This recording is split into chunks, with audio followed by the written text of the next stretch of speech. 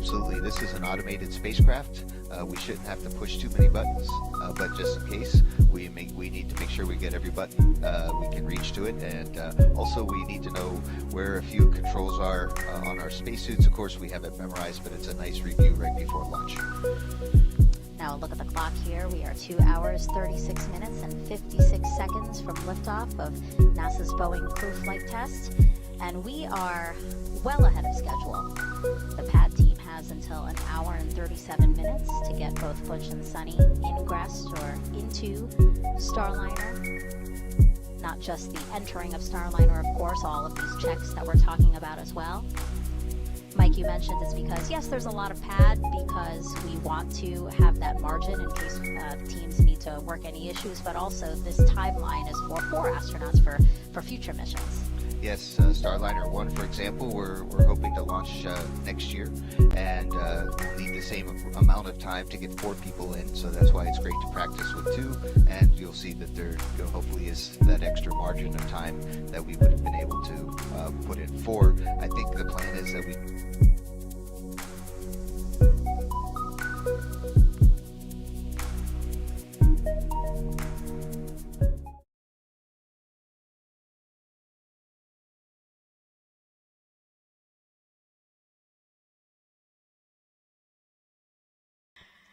And so because they are ahead of schedule, it doesn't mean that they have to wait for 1 hour and 37 minutes to begin, moving along with the countdown. So after they're ingressed, the pad team will begin making sure that everybody is ready to close the side hatch. And then around 1:10 is when, again, they hope to close that hatch. But we don't have to wait for those times. We can just proceed. So we expect to see an early hatch closure. Right, Bang?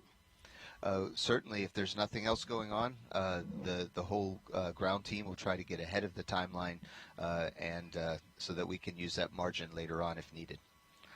So far, so good today. And a beautiful shot from one of our helicopters again, orbiting the launch pad. You see Starliner there. That's where all the action is. Those camera shots we were just showing you, Butch and Suni atop a United Launch Alliance Atlas V rocket inside Boeing's Starliner spacecraft. The first 2 astronauts to fly in the Starliner.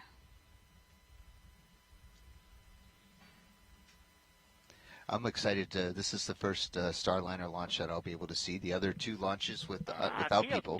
Tech 5 on air to ground 1. How you read me?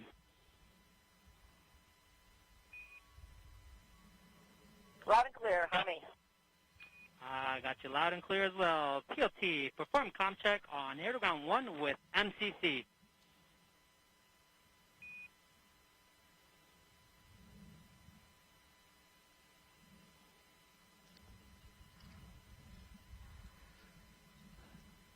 That was the voice of Pad Tech Armando Loli, one of our good friends. Houston, PLT, air to ground 1, comm check. Starliner Houston has you loud and clear on air to ground 1 for the PLT. Suni, good morning. Good morning. Got you loud and clear as well, Josh. Josh, again, Capcom for this mission, the capsule communicator. He's the one PLT, confirm good airflow. in mission control in Houston, primarily talking to the crew. PLT has good airflow. And we were hearing Armando Loli talk. He's brings a lot of energy to the pad team, and we're definitely getting ready for to make sure that Suni's suit is in great configuration. And of course, Josh is my crewmate. He hasn't flown in space yet, but you wouldn't know it because he's so professional. Yeah, he's also going to fly on Starliner 1. So a lot of eyes are on this crew flight test as we move to certify Starliner for regular crewed flights to the International Space Station. So we have Josh in that important role, again, so that he can monitor and observe and learn from this flight test. And you're doing the same as well, Mike. Absolutely. Luck favors the prepared, and we all try to be as ready as we can for our missions and take advantage of all the opportunities that are out there. And that's why it's really cool to get a chance to share some of this excitement and some of what we learned with our friends today out on in TV land. Or streaming land, or whatever we're supposed to call it these days. You're watching NASA TV. Look at that plug. Thank you. Thank you, Mike. All right, so I do want to mention. Can you confirm? New avionics key card installed, and old one has been put back in the PLT bag. Yeah, cue cards are pieces of paper or cardboard that we use. PLT, confirm you can reach the following items. Crew reach aid. Those are the reach checks, right? Yes. Knee disconnect. You can see Sunny moving her hands where she needs to double check that she can get there. And it also helps her recent memory. 5-point harness disconnect. Check. COM cable disconnect. We have Mike over here following along with the movements. Check. Because this will be you. Umbilical disconnect.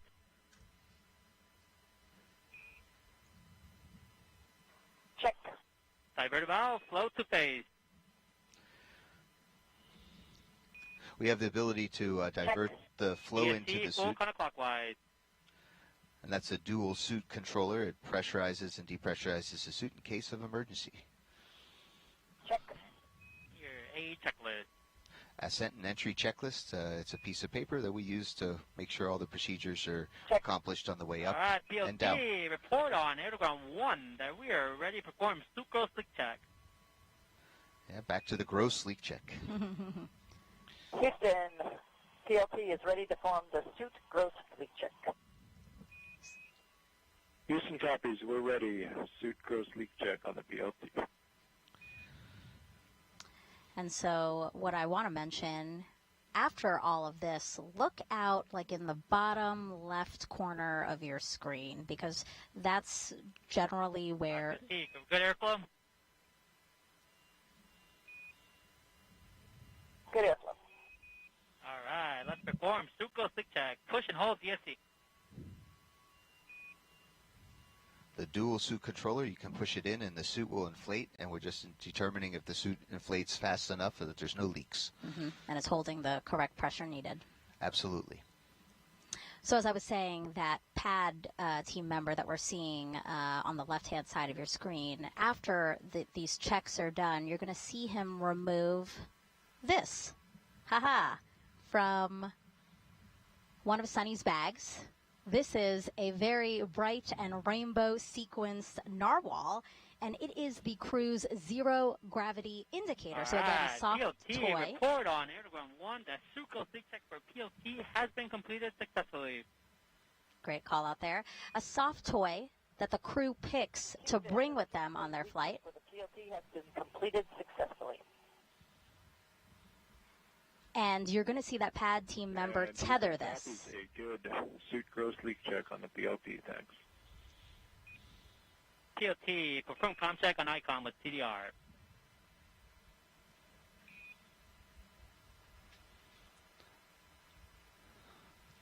All right, you can open your visor now. Yep, so we would not have heard that call. That's the inter capsule communications, or intercom, or ICOM, and that is not broadcast down to the ground, but that allows Butch and Sunny to Talk with one another. Talk with one another without interrupting anyone else. Right. So again, good checks for Sunny. Butch perhaps waking up from his micro nap, as you said. Again, another aerial view of Starliner, an Atlas V on launch pad 41 at Cape Canaveral Space Force Station. You see a beautiful shot of the Atlantic Ocean, Florida Space Coast, right behind. And the name of the Starliner capsule is Calypso. That's right, yes. And it's also the name, we're going to try this again, guys. Also the name. Both the accelerometer for CDR and PLT are still on. Copy. Accelerometers remain powered.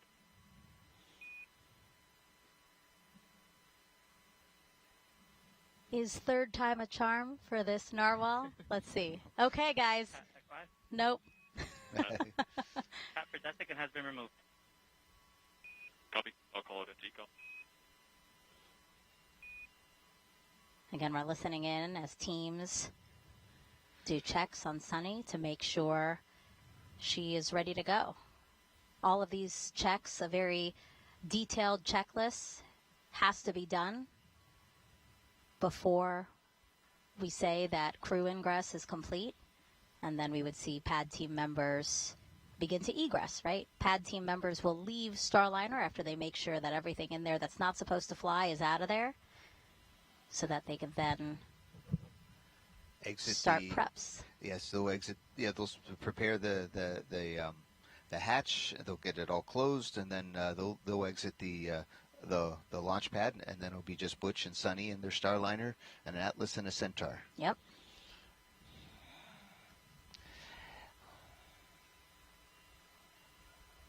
Dare I try now? I think you'll be lucky. All right, guys, let's bring this up again because this does have special meaning to Sunny. Again, this is Sunny and Butch's zero gravity indicator. You can see that it is a rainbow sequence narwhal, which is a male toothed whale. And male narwhals are the ones that you see with the signature. Look at Look at Fink taking a picture of me, showing this to you like Vanna White over here. But so the male narwhals are the ones with that single straight tooth. And Sunny really wanted to pick an indicator that raised awareness for how space and ocean research go together. And space, of course, really gives us that unique vantage point of our oceans. So this particular narwhal toy was coincidentally also named Calypso, as Mike just mentioned, which happens to be the name of today's Starliner spacecraft, which Sunny named in 2019. Copy that. LCL2, full Ajax. And she named it Calypso, the Starliner capsule, as a nod to the explorer Jacques Cousteau. His ship was named Calypso, and he sailed it all over the world to teach people about the ocean. And Sunny believes Starliner will do the same for space. So again, this is their zero gravity indicator. Sunny's niece and nephew helped her pick it out. And you will see the pad team members tether the zero gravity indicator to somewhere within Starliner, so that when the crew reaches the weightlessness of microgravity, this toy is going to be a visual indicator that they have reached that weightlessness, because it will begin to float. TLT, we're going to show off your gravity indicator. There we go. Perfect timing. Perfect. Again. It was meant to be. It was meant to be. There it is. You see them taking it out of one of the bags. Look at Sunny's hand. She's holding it right now. So Starliner crew, always an honor to strap in, my friends. Anything else you need help with before we leave and close the hatch?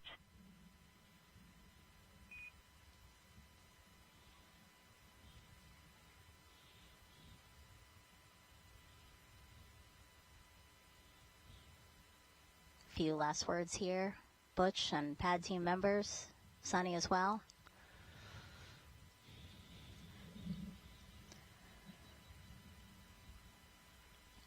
So yesterday when I arrived, we had a chance in our T-38 to do a pad flyby, and Scott Tingle, the commander for Starliner 1, and I were able to fly past the rocket, and it looked like this, and it's just a really beautiful sight, and I'm really glad we have a chance to see it today. You can see the creative engineering that it went to make the Atlas and the Centaur upper stage, and Starliner sitting on top. It has an aero skirt around it to prevent any trouble with the avionics, aviation electronics, all the control boxes on board the Centaur, and it's a beautiful sight to behold. And I haven't seen a launch yet. I've been in mission control. I haven't had a chance to go outside and see it, and here it is right behind us today. Looking forward to the launch of Starliner. Yeah, for context, when you guys see us here at the host desk, the launch pad is just across the water, right behind us. So Mike, you will have a beautiful view of launch today. I guarantee it. You can see that the steam, it looks like, coming out of the side of the rocket there. That's nothing to be afraid of or scared. That's expected. That's actually, as we have the The first stage is powered with liquid oxygen and kerosene, or RP1, rocket propulsion 1. So liquid oxygen actually boils off because it's not, at that temperature and pressure, it just wants to become a gas. As we go from liquid to gas, you can kind of see it boiling off. And then we have some top-up valves that replenish the liquid oxygen both on the first stage and the second stage. And those top-off valves, we talked about a little bit at the beginning of the show. Starliner, Houston, for the entire crew, comm check on air to ground 1. CDR, loud and clear. CLT, loud and clear. Loud and clear also, Houston has both the Lima Charlie stand by for comm check of air to ground 2. I'll be coming to you over the T0 line. You'll hear me in reply on air to ground 2. Stand by. Lima Charlie is short for LC, or loud and clear. Sometimes we say lick and chicken, but they encourage us. They say that's not so professional. Oh, no, I like it. We were talking about those topping off valves. The team had to troubleshoot those a bit for Saturday's launch CLT, attempt, loud and clear. Air to ground 2. working great right now. No issues. All right, retired U.S. Navy captain and Boeing CFT pilot Suni Williams once lived underwater for 9 days while working within the robotics branch of the International Space Station. Here's more on Suni's journey. Exploration is curiosity.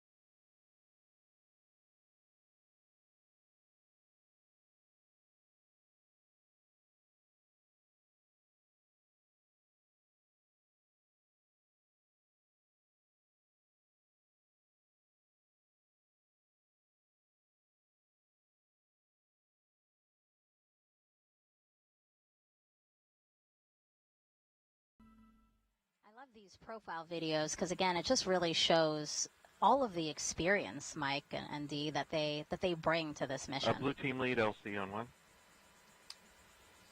Go ahead, sir. Yes, can you talk to me on channel 20? Yes, sir.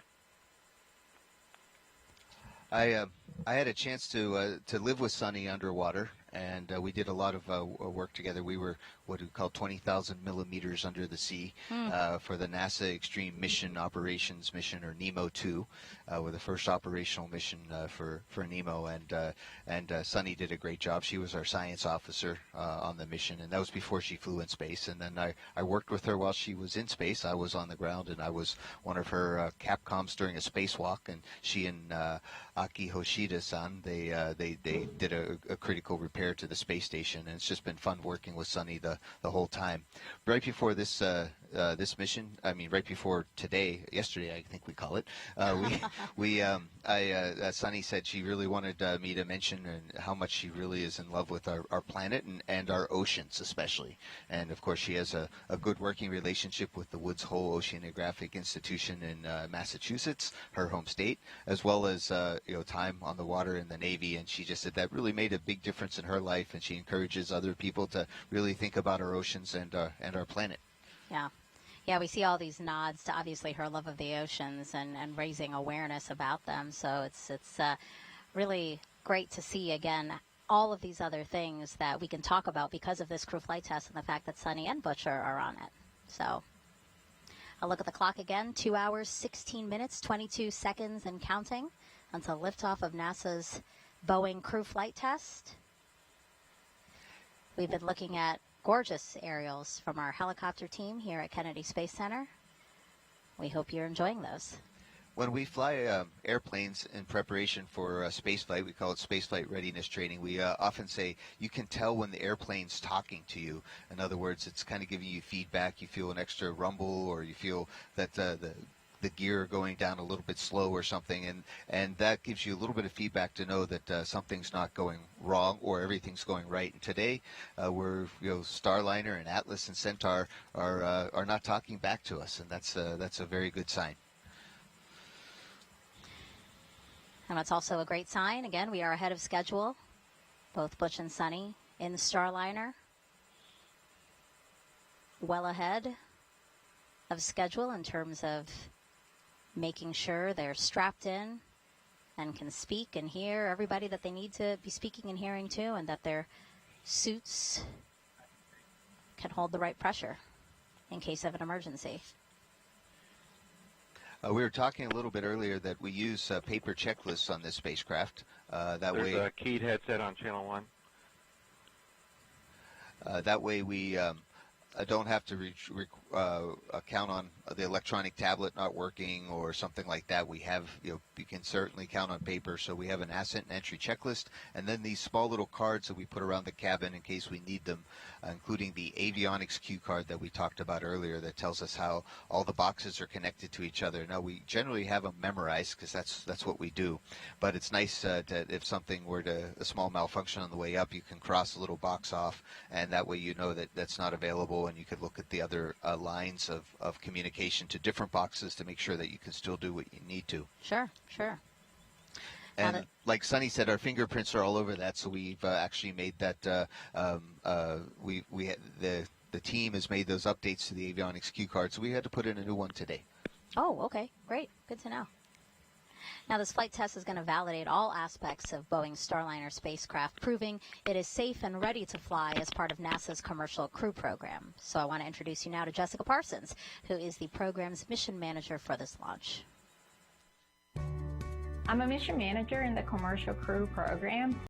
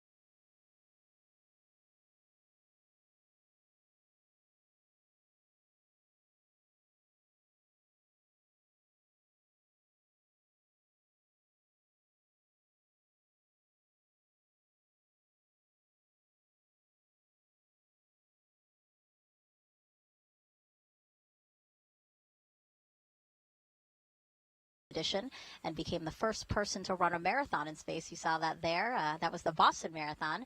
She went back in 2012 as part of the Expedition 32-33 and completed her third and fourth spacewalks. Both are going to return to an ISS that now uses iPads instead of paper, sports several new modules on both the American and Russian segments, and is capable of hosting a permanent crew of 7 people. And then after Starliner returns to Earth, future crews will see even more modules, including commercial segments and more advanced solar arrays. Yeah, I think we're talking to Butch and Suni. They said, yeah, they're going to be surprised how crowded or how full the space station is. And all of our friends are on board, including Tracy Dyson, who is a really good friend with Suni. They were extra close during their ASCAN time, so it's going to be nice to see them working together. Both together, yeah. Yes. Along with the rest of the crew and Matt Dominic and Mike Barrett and Jeanette Epps, it's going to be a nice crew, and I know they're going to enjoy their time there. And it's nice always to have a couple more veterans on the ISS. You know, a lot of the crew of Crew 8 that just went up there, a lot of newbies. So it's nice to always have that experience on hand. Yeah, even though they're not designated as full-up ISS crew members, I remember being up there on the space shuttle as a space shuttle crew member, but they counted on us to do some ISS work, and they even let us stay up for an extra day to fix the carbon dioxide removal assembly. So Butch and Suni will be there, and they're ready, and they've had station training. They even have some parts of their spacewalking suits available.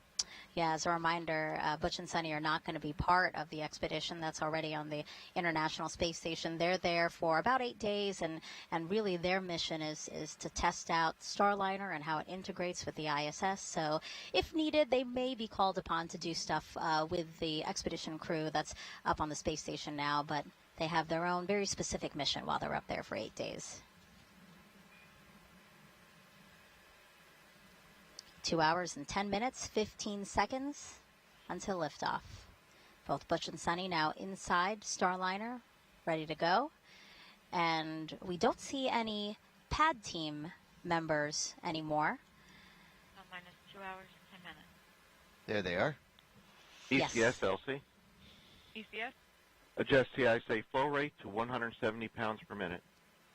Roger. Yes, we don't see any pad team members inside because they are outside.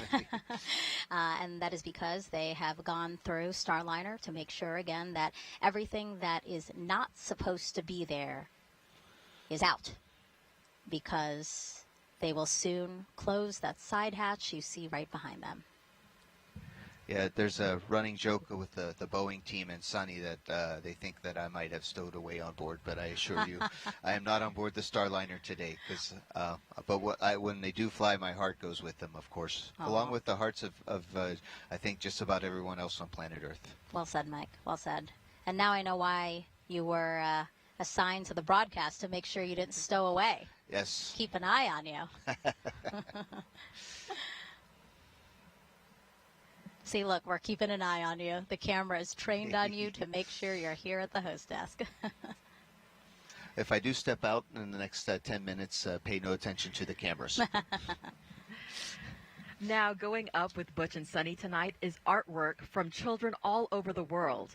In collaboration with the Space Foundation, Boeing asked for drawings and paintings in response to the question, which historical space pioneer inspires you?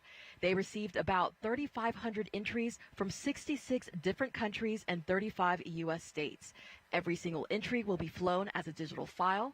The artists, ages 3 to 18, received a certificate showing their masterpiece would be flown to the International Space Station. Those are really cool pieces of art, and it's so neat to see that children from all over the world took part in it, are excited about, what we here at NASA and our partners are doing to explore the unknown. That's a great one. Look at that. Very detailed, beautifully drawn. This one again from Singapore. We just saw one from Mexico, Slovakia.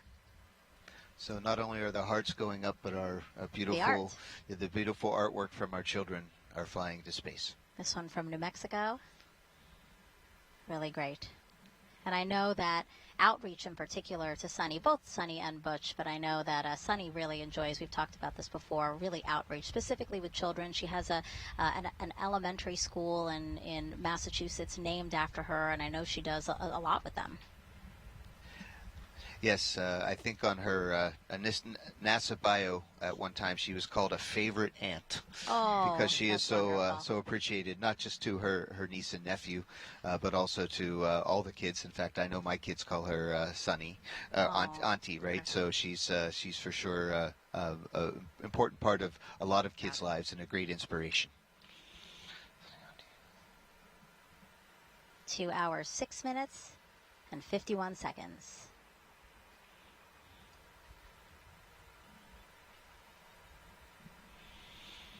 So the pad team members, again, readying to close that side hatch. Mike, that side hatch, once closed, won't open until the crew returns to Earth after their mission, yeah?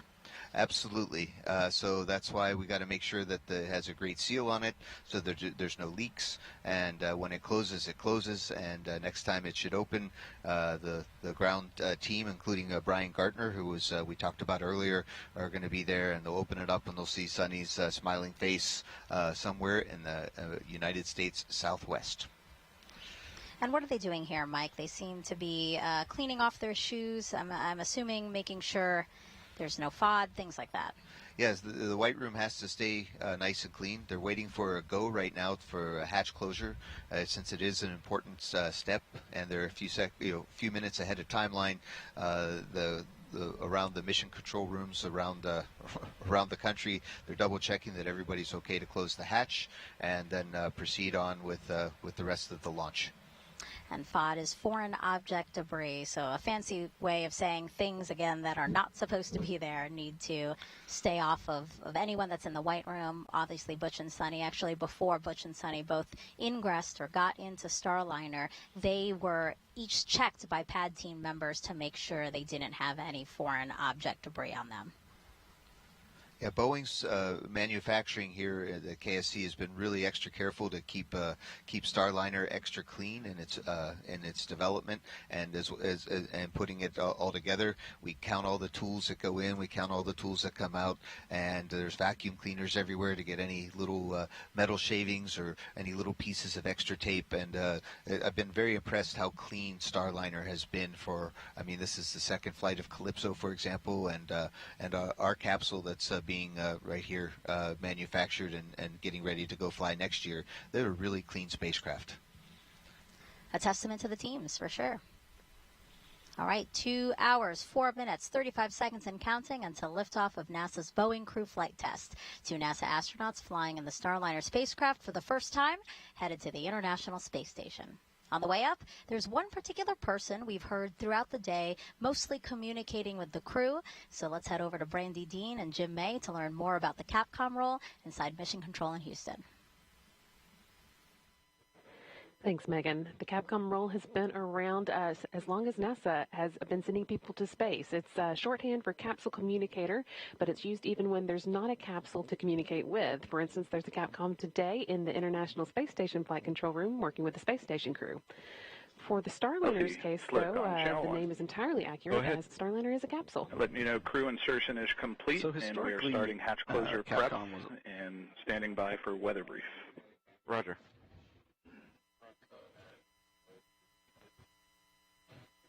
Historically, the Capcom role has been exclusively held by astronauts, with the thought being that an astronaut would know best what another astronaut in space needs to know in any given situation. But when International Space Station began operating 24/7, 365 days per year, NASA no longer had enough astronauts to constantly fill that Capcom position. So now it's often held by training instructors and flight controllers who have worked closely with the astronauts previously and have a good understanding of the information that they need. But for extremely dynamic situations like launch and landings, you'll often see an astronaut back in that seat. And that's the case today. You've heard Canadian Space Agency astronaut Joshua Kutrick a few times already this morning, including with some voice checks that he did with the crew on behalf of Houston. He will be the voice you hear talking to the crew all the way through Starliner's ascent. He'll be speaking with Butch and Suni as they make their way into orbit, and he is particularly suited for the job since he'll be on Starliner for its next flight, Starliner 1. He is assigned to the crew along with NASA astronaut Scott Tingle and, of course, our very own Mike Fink with us today. And the fourth crew member will be assigned later. So we heard some comm checks with the crew after they got into the capsule. They're a little bit ahead of schedule, so those comm checks have already happened, but we are expecting a hatch closure to come soon, and then another set of audio checks over the air-to-ground loop a little later as they get closer to launch. So now let's head back to Florida with Megan, Dee, and Mike. All right, so Mike, I want to take a look at the clock again. We are well ahead of schedule. Hatch closure preps underway. We had till an hour and 37 minutes for those to have started, so great margin there. Really, the countdown's looking very smooth right now. So far, so good, and I think it's because we have a lot of practice, and practice does make better. Not perfect, but better. Yeah. And actually, while we're taking a look inside the White Room and our pad team members there, why don't we talk a little bit about each one? So we see number 4 there. That's Nate Keek-Franson, and he is the pad team lead. Manages the fluids team, who performs a variety of tests from leak checks to acceptance testing of integrated vehicle subsystems.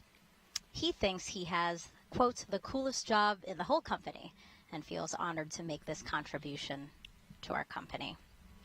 We see number 6 there on the left. That's Garrett Pinder, mechanical technician. He helped build the rig that opens and closes the hatch, and he will close the hatch today. Folks describe him as the guy who can troubleshoot just about anything, and he has been on Starliner since day 1 and said he would be the first to fly it if he could. He has that much faith and pride in the spacecraft. Again, Garrett Pinder, number 6, left hand of your screen there. Number 8, we have Kaysen Chernault, quality engineer and inspector, assisting crew with external tools and gear, suiting up prior to entry. Grew up on the Space Coast watching every launch and says being on the pad team is an honor and feels like the culmination of a lifetime of admiring and working in human spaceflight. And we saw Kaysen and Michael DiCarlo, and Michael's number was 7. Those were the two that went to meet Butch and Suni down at the base of the pad. RC, conduct weather briefing on Channel 8 Weather Conference Net. Roger. Yeah, Michael is the systems engineering technician, performs final cabin leak check that we'll see later on in the countdown. This is his 110th launch to work. He said as a child of the 70s, he'll tell Butch and Suni it's time to rock and roll before a hatch close. And Michael's also a great welder, and he helps put some of our pressure control systems or some of our tubing together. It's really really tricky, so he's definitely world class at his job. And then finally, we have number 5, Armando Loli. Mike, you were talking a little bit about him. You were hearing him do the comm checks within Starliner during ingress. Now, he's the senior project engineer covering Boeing's Florida Space Coast. Has been part of the build and development of Starliner since the beginning.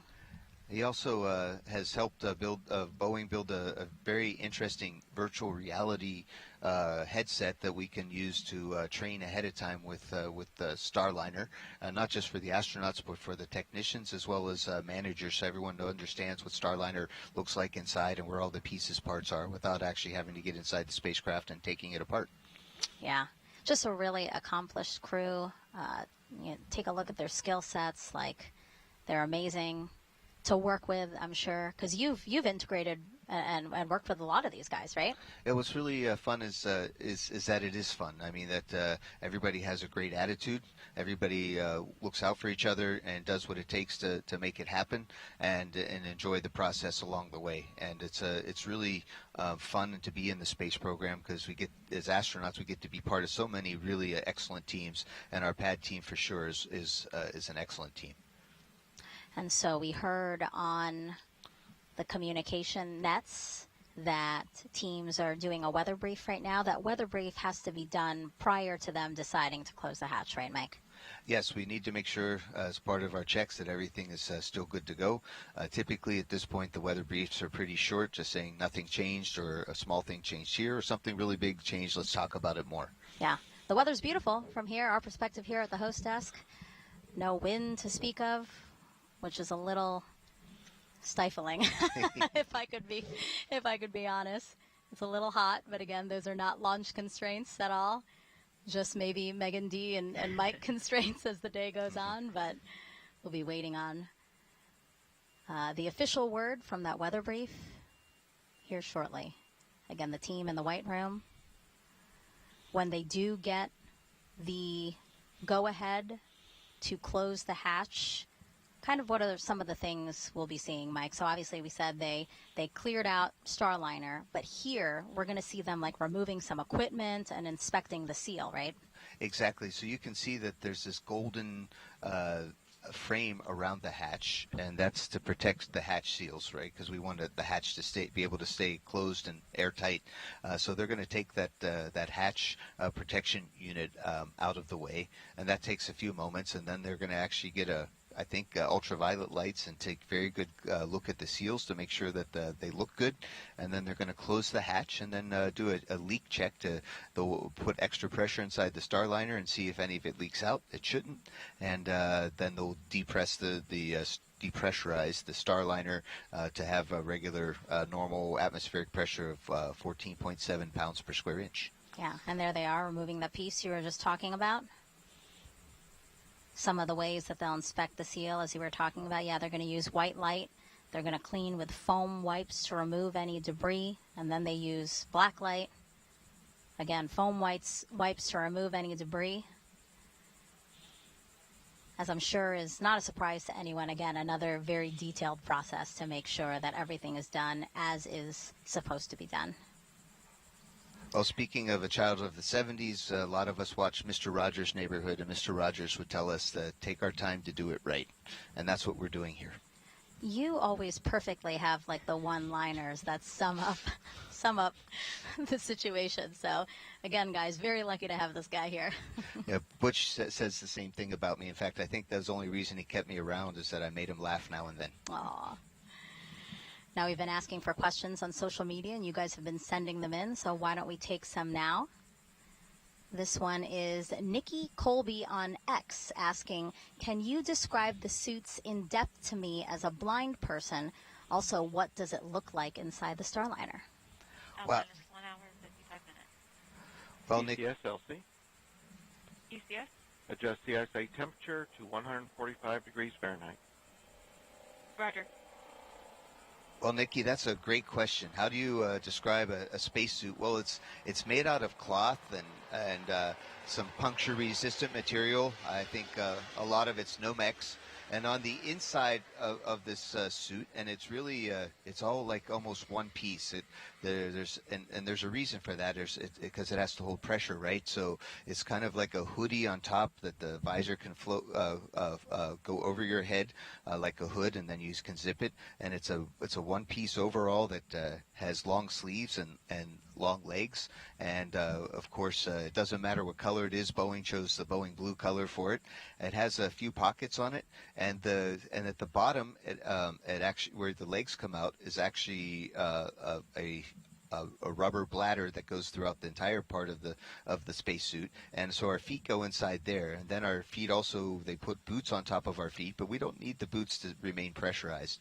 So all we need to do once we are inside of our suit is put on our gloves. There's a left glove and a right glove, obviously, and there's a small wrist ring that you have to kind of click the glove on and turn to the left or turn to the right to make sure it's locked. And then we put our hood on, right, our visor or helmet, and then we have to put our head back and zip it across. And then all of a sudden we're hermetically sealed inside of a spacesuit, and we can do our pressurized leak checks, and it can protect our lives.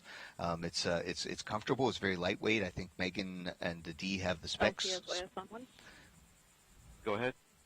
Step 200 L2 balloon cycle task is complete. Roger. I think we have the specs on the suits, but it's a very lightweight suit, especially compared to the suits that we've worn before. And when I moved from the shuttle program to go fly on the Soyuz, I was very impressed with the Soyuz suit. And these suits built by David Clark are even lighter than the Soyuz suit because the Soyuz uses a helmet. And then Nikki also asked about describing what it looks like in the Starliner. Can you talk a little bit about that? Oh yes, Starliner is it's interesting. It is I don't say full of cargo, but it's there's a lot of there's two seats near. If you look inside the hatch on the left-hand side, there's two seats. Butch sits the one on the farthest away, and then Sunny sits on the next one. There's two other seats that we're going to use for future flights. This time we have cargo on them. The cargo come in these soft bags. We learned from Space Shuttle program that you can put more stuff into flexible bags than to metal containers. So we have these flexible bags called cargo transfer bags, or CTBs. And Boeing cargo bags are all blue, and the NASA cargo bags are all white, so we can easily tell the difference. And on the outside of the bags are labels. So we have bags strapped around the cabin. Butch and Sunny right now are sitting on their backs with their legs a little bit above their heads in a 90-degree position, and this provides crew safety for launches and landings. Those were both very detailed. That was a great answer to that question. And again, Nikki, thank you for asking that. We also have Lizzie Bursett on Instagram asking, what is the coolest part of the launch in your eyes, Mike? Oh, so everybody asks about launch, right? Because that's how does it feel? And sometimes I think people are asking, how does it feel for launch, like all the G forces? Sure. Well, we only get up to 3 Gs in these things. And, only. Yeah, well, only, guys. if you've flown high performance jets like Butch and Sunny and the rest of us, 6 or 7 or 9 Gs are Sure. a lot. So 3 is quite manageable, especially with these comfortable seats that are built for that. So that's not the feeling, but the feeling of having your dreams come true, going into space with the whole world cheering you on, and all the representing the hopes and dreams of all the people that worked really hard on this mission and putting the rocket together, putting together the spacecraft and the mission controllers and the management, the people that put in a lot of time to make this mission happen. It is in that you're all part of it right there. It's a very emotional event, and of course I'm an Air Force guy and I don't talk about emotions a lot, but launch is definitely an emotional event. Yeah, that's a great distinction, because you're right. I think when people think feel, or ask about feel, it's answering physically how you feel, but really emotionally is quite overwhelming as well, or can be. Emmett Reese on X asks, what will the crew be doing during their stay on the ISS? Well, Megan, you mentioned that we're looking at somewhere around an 8 to 10 day mission for Butch and Sunny, and most of the time on the ISS they're going to be working for Starliner, doing some testing with Starliner and certification. Right, we're going to see what it's like to take out the cargo, put in down mass cargo, things that need to come down.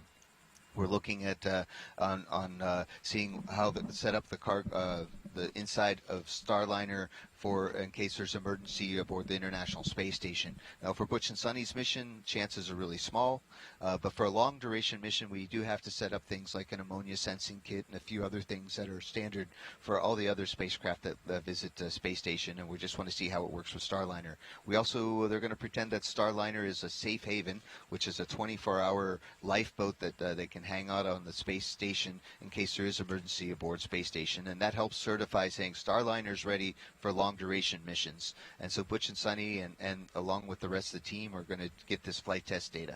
Yeah, and you detailed some of them, but there's a total of 87 flight test objectives and many more operational capability checkouts that Boeing is looking to complete. There's Starliner's crew flight test. Dee, I know that the team will be watching each one very carefully, collecting data, analyzing that, again, on the road to certifying LT, slick on Starliner. channel 1. Go ahead. Ready for hatch closure and pre-launch leak checks. Roger. Proceed with hatch closure. Fantastic call out there. That's right, Megan. You mentioned what the teams are looking forward to. This is the great thing about having such a veteran crew. They've been to space before. They know what it takes to complete missions there. And so they'll be able to tell us, what works, what doesn't. If there's anything we can improve, how can we make the capsule or systems more efficient so that, as we continue on to Starliner 1 with Mike or, future missions, that, we have the most efficient system that'll work for everything we're trying to accomplish on the International Space Station.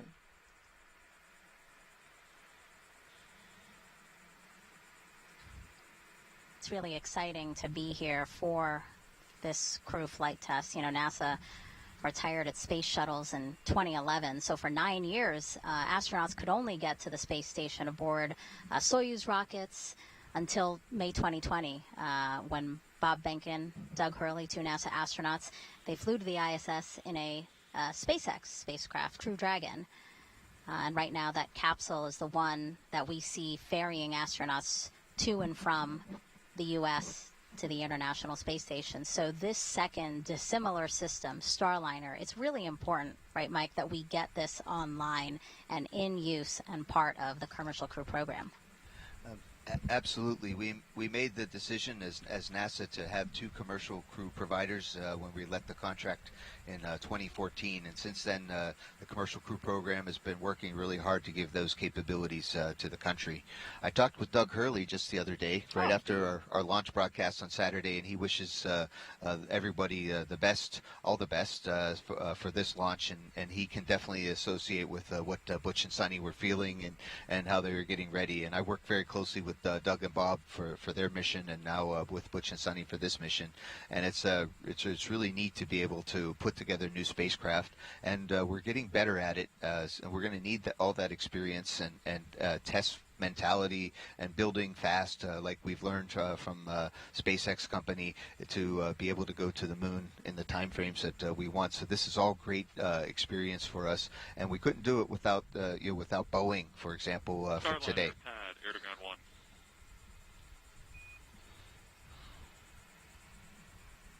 Starliner, go ahead. Starliner, be advised, we've been given a go to proceed with final hatch closure. We are ready. Oh, they are ready for sure. They are ready, I know. We're ready too. Several weeks. Copy that. We're smiling out here too. See you in a couple weeks. That's great. See you in a couple of weeks. Which will be then when we open that hatch again. And so now for the latest out of that last weather briefing we heard about and NASA's oversight of launch operations, let's bring back NASA's Daryl Nail here at Kennedy. Daryl. Yeah, you heard about the weather brief. You're talking about it. The weather brief was a great one, just reiterating that we are in a great position. Outdoors, temperatures are nice, around the 80s. We have some light winds, about 10 knots flowing in. We do have some coastal showers, but they're pretty far offshore. We have a satellite, we have a radar rather, that can show us that, and you can see there on the right-hand side, you see those showers kind of popping up and growing just south of the Space Coast. But Launch Weather Officer Melody Lovin just reported to the launch team that she is forecasting that they will all stay far away offshore. In addition, there's some cumulus clouds that are popping up and around, but she says those shouldn't be a factor as well. They are going to keep an eye on them. So we are still, according to our weather officer, 90% go for liftoff at T0 at 10:52 and 15 seconds a.m. Eastern Time. There you see the light winds and the expected temperature, and that only concern the cumulus cloud rule, because you can't fly a rocket through a cumulus cloud. Otherwise, it could potentially create its own lightning strike. So that's why they have that rule in place. There's a beautiful shot right there. You can see some of the puffy clouds in this shot, but, that looks a little more compressed because that's a distant view, which makes those clouds look like they're more clustered. This is kind of gives you a better shot here. Looks like we're launching into a clear blue sky, and we sure hope that that holds for the rest of the way, and certainly the forecast indicates as such. Want to take a moment now to bring in and introduce one of the members of NASA's Commercial Crew Program who is working the launch today. We're joined by Brittany White, who is with CCP. She is a launch site integrator, and you sit right over there, right back there. Been doing your job. Been watching you as you've been listening to some of the milestones even pass by here, and you're giving big thumbs up. So I know your team has been working really hard over these past few months, especially during the launch attempts. Your insight is into the ground side. Correct. Ground side was an issue, of course, during the second launch attempt. Yes. But equipment was replaced. Dylan Rice, our ULA commentator, talked about that. How are we doing right now? Beautifully. We are looking great for an attempt today, and a hopefully successful attempt at that one. It is a beautiful day out there, and the teams are working some minor issues, which are normal that we see, but nothing standing in our way right now. So many systems, so many things going on with the rocket that there's course. little things that always pop up that the team has to work. But as you mentioned, nothing big.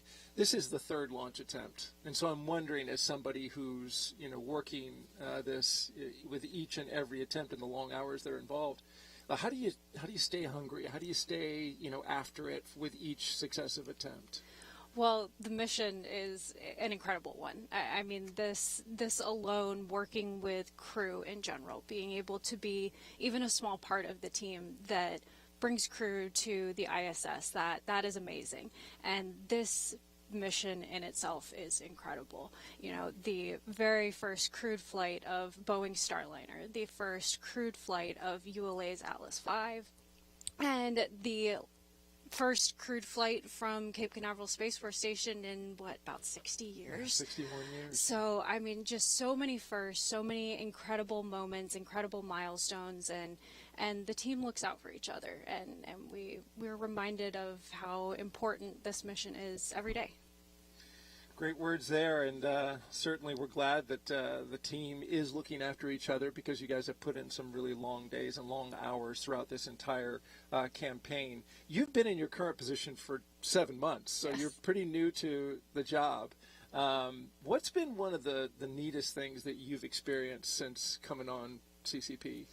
Well, so one of the pinch me moments, I'll say, was in February of this year. I was able to be on the tower that we're seeing here live today. Up on the top of the tower. Up on the top of the tower, and I was able to witness ULA testing that crew arm and white room that we're seeing right here swinging. They perform functional tests, functional swings, to make sure that on launch day everything is going to go according to plan, and work out any kinks that they might see. So I was fortunate enough to be standing, almost as close as we are right now to when they were swinging that arm, and not only seeing a piece of hardware that size swinging so seamlessly, that in itself was amazing, of course, but also realizing that, hey, we're swinging this arm to make sure that it is going to operate properly today for Butch and Suni to walk down the platform, to go into the white room, and to ingress Starliner. So that was very much a pinch me moment. And there's a look at that crew access arm, which will be stowed at L-11 minutes. We'll be doing that same LC movement. slick on channel 1. Go ahead. Hatch closure complete. Roger. There's another great milestone, as you can see there, the hatch being closed. But that crew access arm, you've spoken like a true engineer, right? You've seen something like that. P-2, LC. Go ahead. Start sensor engine chill down. Roger. Arm But it control, is- LC. Arm control. Power on crew access arm hydraulic heater as required. Roger. All right, Centaur engine chill, so another great step towards launch. Real quickly, you mentioned some advice that you'd like to give little girls or young women who are pursuing this career in engineering. It's a tough field, no question about it. But you had some advice that you want to give folks. I was given advice from a very young age: never say no to an opportunity. And sometimes you're presented with an opportunity that, at first glance it might not seem like it's going to be a lot, but in the long run it really does make a difference, and you might be surprised. So my advice that I always give when I'm doing outreach or anything like that, when I'm just talking to somebody, is never say no when an opportunity is presented to you. You got an opportunity in college to put together a project that ended up going out to Houston and was tested in the neutral buoyancy lab, where they do practice for the EVAs and spacewalks. I mean, that's pretty cool. Yep. I was asked to, help write this proposal, and we're trying to put together an idea for astronauts to be able to collect Starliner, samples. Houston, Erdogan 1. We're ready for pre-launch cabin on leak an test. asteroid. You can prepare for cabin pressurization per your checklist and configure to the continue HIU and get that proposal submitted. So that was incredible, first of all. But when you're asked to participate in something like that in college, a lot of times it doesn't result in anything. I never would have thought we were. Amazing. Yeah. Cool stuff. Brittany White, launch site integrator with Commercial Crew Program. Really appreciate your time here. And we're really moving well through the milestones. In fact, way ahead of time, which is, I guess, a function of when you've done something for the third time. You get really quick at it. Yeah. Right? Yes. All right. Thank you so much for joining us, Brittany. And we'll send it back to Megan, Mike, and Dee. Thank you, Brittany. Thank you, Daryl. And yeah, way ahead of schedule, actually, just under 30 minutes ahead of schedule. Hatch closure again, in our very detailed countdown, was slated for an hour and 10 minutes before launch. But again, we can do things as quickly as is available, and that's why we're ahead of time. Roger. I'll call out there regarding Atlas. Atlas's second stage starts. Cap is removed. Starliner, we copy. Vent valve cap removed. And so Starliner, ground team is going to perform cabin pressurization. The caution will enunciate for cabin P high and cabin PPO2 high. As a function of that high cabin pressure, you can acknowledge the alarms. Starliner coming. All right, so Capcom telling Butch and Suni that teams will soon begin pressurizing the entire capsule for a leak check. So we did just see hatch closed a few minutes ago, and you might have seen them locking the hatch with something that kind of looks like a tire iron. And actually, a similar mechanism was used on Apollo and shuttle spacecraft. So, so now that the hatch is closed, again, pressurizing the entire capsule for a leak check, Mike. Yes, so we practiced this a few years ago for the first time, and when we did it, it actually made some loud noises inside the cabin as the pressure was increasing and then decreasing. So that now we made a call to the crew saying, "Hey, you're going to hear some things, and we're ready to do it." We have a voice-activated intercom system. We call it a Vox, right? So we turn up our Vox dials so that loud noises don't get transmitted and amplified in our microphones. And in order to do this, Butch also had to take a cap off of a valve that was that's inside the spacecraft. We do have ways to depressurize the spacecraft from inside, so we usually keep them capped, so it keeps things extra safe. And Butch had to take the cap off for when we depressurize. And pressurizing is going to take about 3 to 4 minutes. Again, you heard Capcom telling them to just be aware of maybe some audible noises. And then basically the team wants the capsule to stay at the correct pressure for about 10 minutes. So that's what we'll be looking out for in these next few minutes. And we talked about how things were ahead of time, and that's good. In case the hatch check doesn't work, we have time to redo it again. There's still a little margin in the schedule. Not only is Starliner flying Butch and Suni today, it is also bringing up nearly 800 pounds of cargo to the space station. Let's check in again with Boeing's Lauren Brennicke and ULA's Dylan Rice.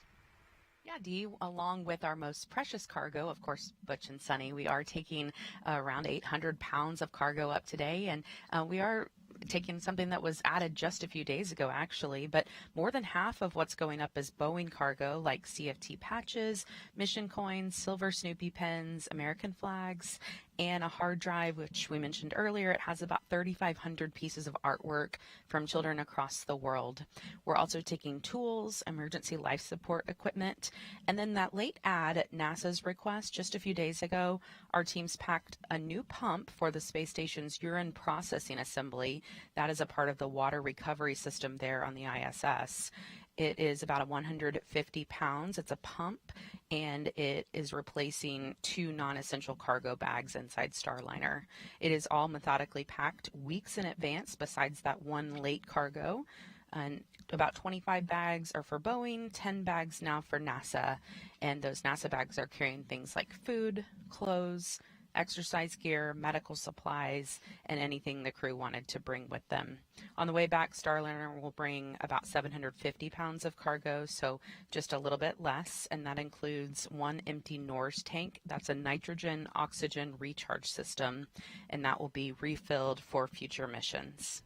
So, Don, we are focused on the crew, on the pad team, on what's been going on with the hatch closure and the pressurization testing, but there's been a lot going on in the background as well on the rocket side.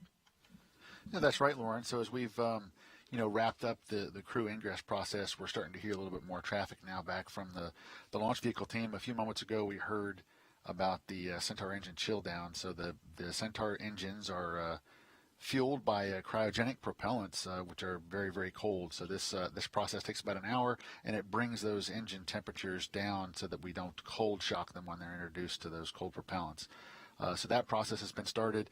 The vehicle itself remains in propellant topping mode as the blue team is continuing their work up on the tower. We heard about the beginning to warm up the hydraulic system for the crew access arm. One of the big differences in today's countdown as compared to our countdown for our traditional uncrewed missions, our payloads that don't talk back, as I say, is the length of the built-in hold. So we've spent the duration of this broadcast in our 4-hour built-in hold. Typically, our built-in holds are 15 or 30 minutes, depending on the length of the launch window. But for today, it's been lengthened to 4 hours to allow loading of the crew and closing out Starliner for flight. With today's instantaneous launch window for the International Space Station, launch vehicle and Starliner operations have to be precisely choreographed to occur on time. So far, things are looking great. The team's working no issues. All right, Dylan, we are about 1 hour and 31 minutes away from launch. We'll send it back over to Megan at the host desk. Let's talk a little bit more about that urine processor because, Mike, you actually helped install one. Not just one, but the first one. When Chris Ferguson and his team came up on STS-126, I was commander of the space station, and Don Pettit and I got to install the urine processor. It's a really neat kind of, I know it has a funny name, a UPA, right? UPA, right? So, but the urine processor is in essence a pump, and it takes our waste products, our number one, our P, and helps take all the water out of it. Our water processing assembly aboard the International Space Station, we've gotten to be really good at it. We can get over 97% of our water recycled, and each time we send a liter of water aboard up to space station, it's like $5,000. So being able to recycle water is not just good for space station, but for when we go to Moon and Mars. So this urine processor, when it's not working, and a space station program manager said so at the most recent press conference, we've got to get it up there. Other than that, we have these large bags full of urine that need to be processed, and it'll start stacking up on us because we don't want to throw it away. We need to definitely process it. So having Starliner, an hour and a half to go. Having Starliner there to be able to take up the UPA really helps the space station program a lot, and this is that dual redundancy of having rockets go up to the space station on a regular basis. And the recycling of the urine into water is really impressive. Like the rate is 90-something% that they can... Over 97%. Yes. It's impressive. That's a great technology for Earth, Moon, and Mars. Now, both Butch and Suni are bringing some special items of their own with them for this very important flight test. For example, Butch is flying 2 gold rings he had made for his brother and father that resemble the U.S. Navy astronaut pilot wingpin. He's also flying shirts from Tennessee Tech and the University of Tennessee, his alma maters. Suni is flying T-shirts from the U.S. Naval Academy and the Sunita L. Williams Elementary School in Massachusetts, plus a diver pin and dog tags that her mom had made for her 2 Labrador retrievers, Gunner and Rotor. Suni also loves to wear fun socks and packed many multicolor socks she plans to wear in space. Other items will remain a surprise until the astronauts have a chance to reveal them publicly during the flight test. I imagine, Mike, that having these personal effects is so important. And yes, for long duration missions, but it's nice to also have, even though if they're only there for 8 days. As you can see, Butch and Suni brought up things to help inspire others. Starliner Houston, the pad is proceeding with cabin pressurization now.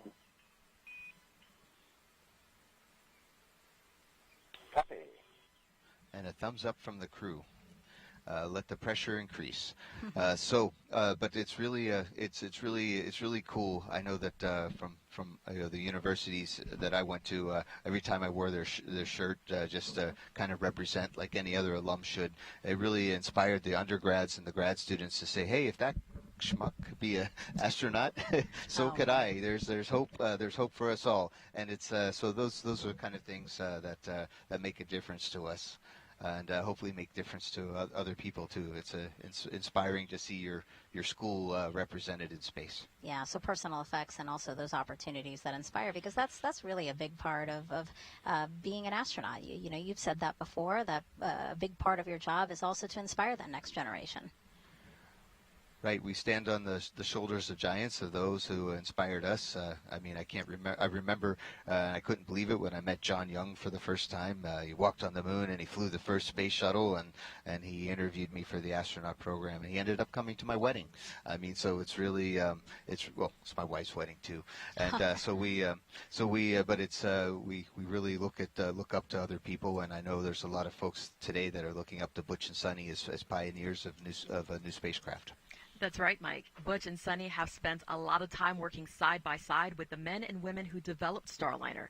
Many consider the crew like family now. Here's their perspective on Boeing's journey to crewed flight and how their relationship with Butch and Suni influences every decision.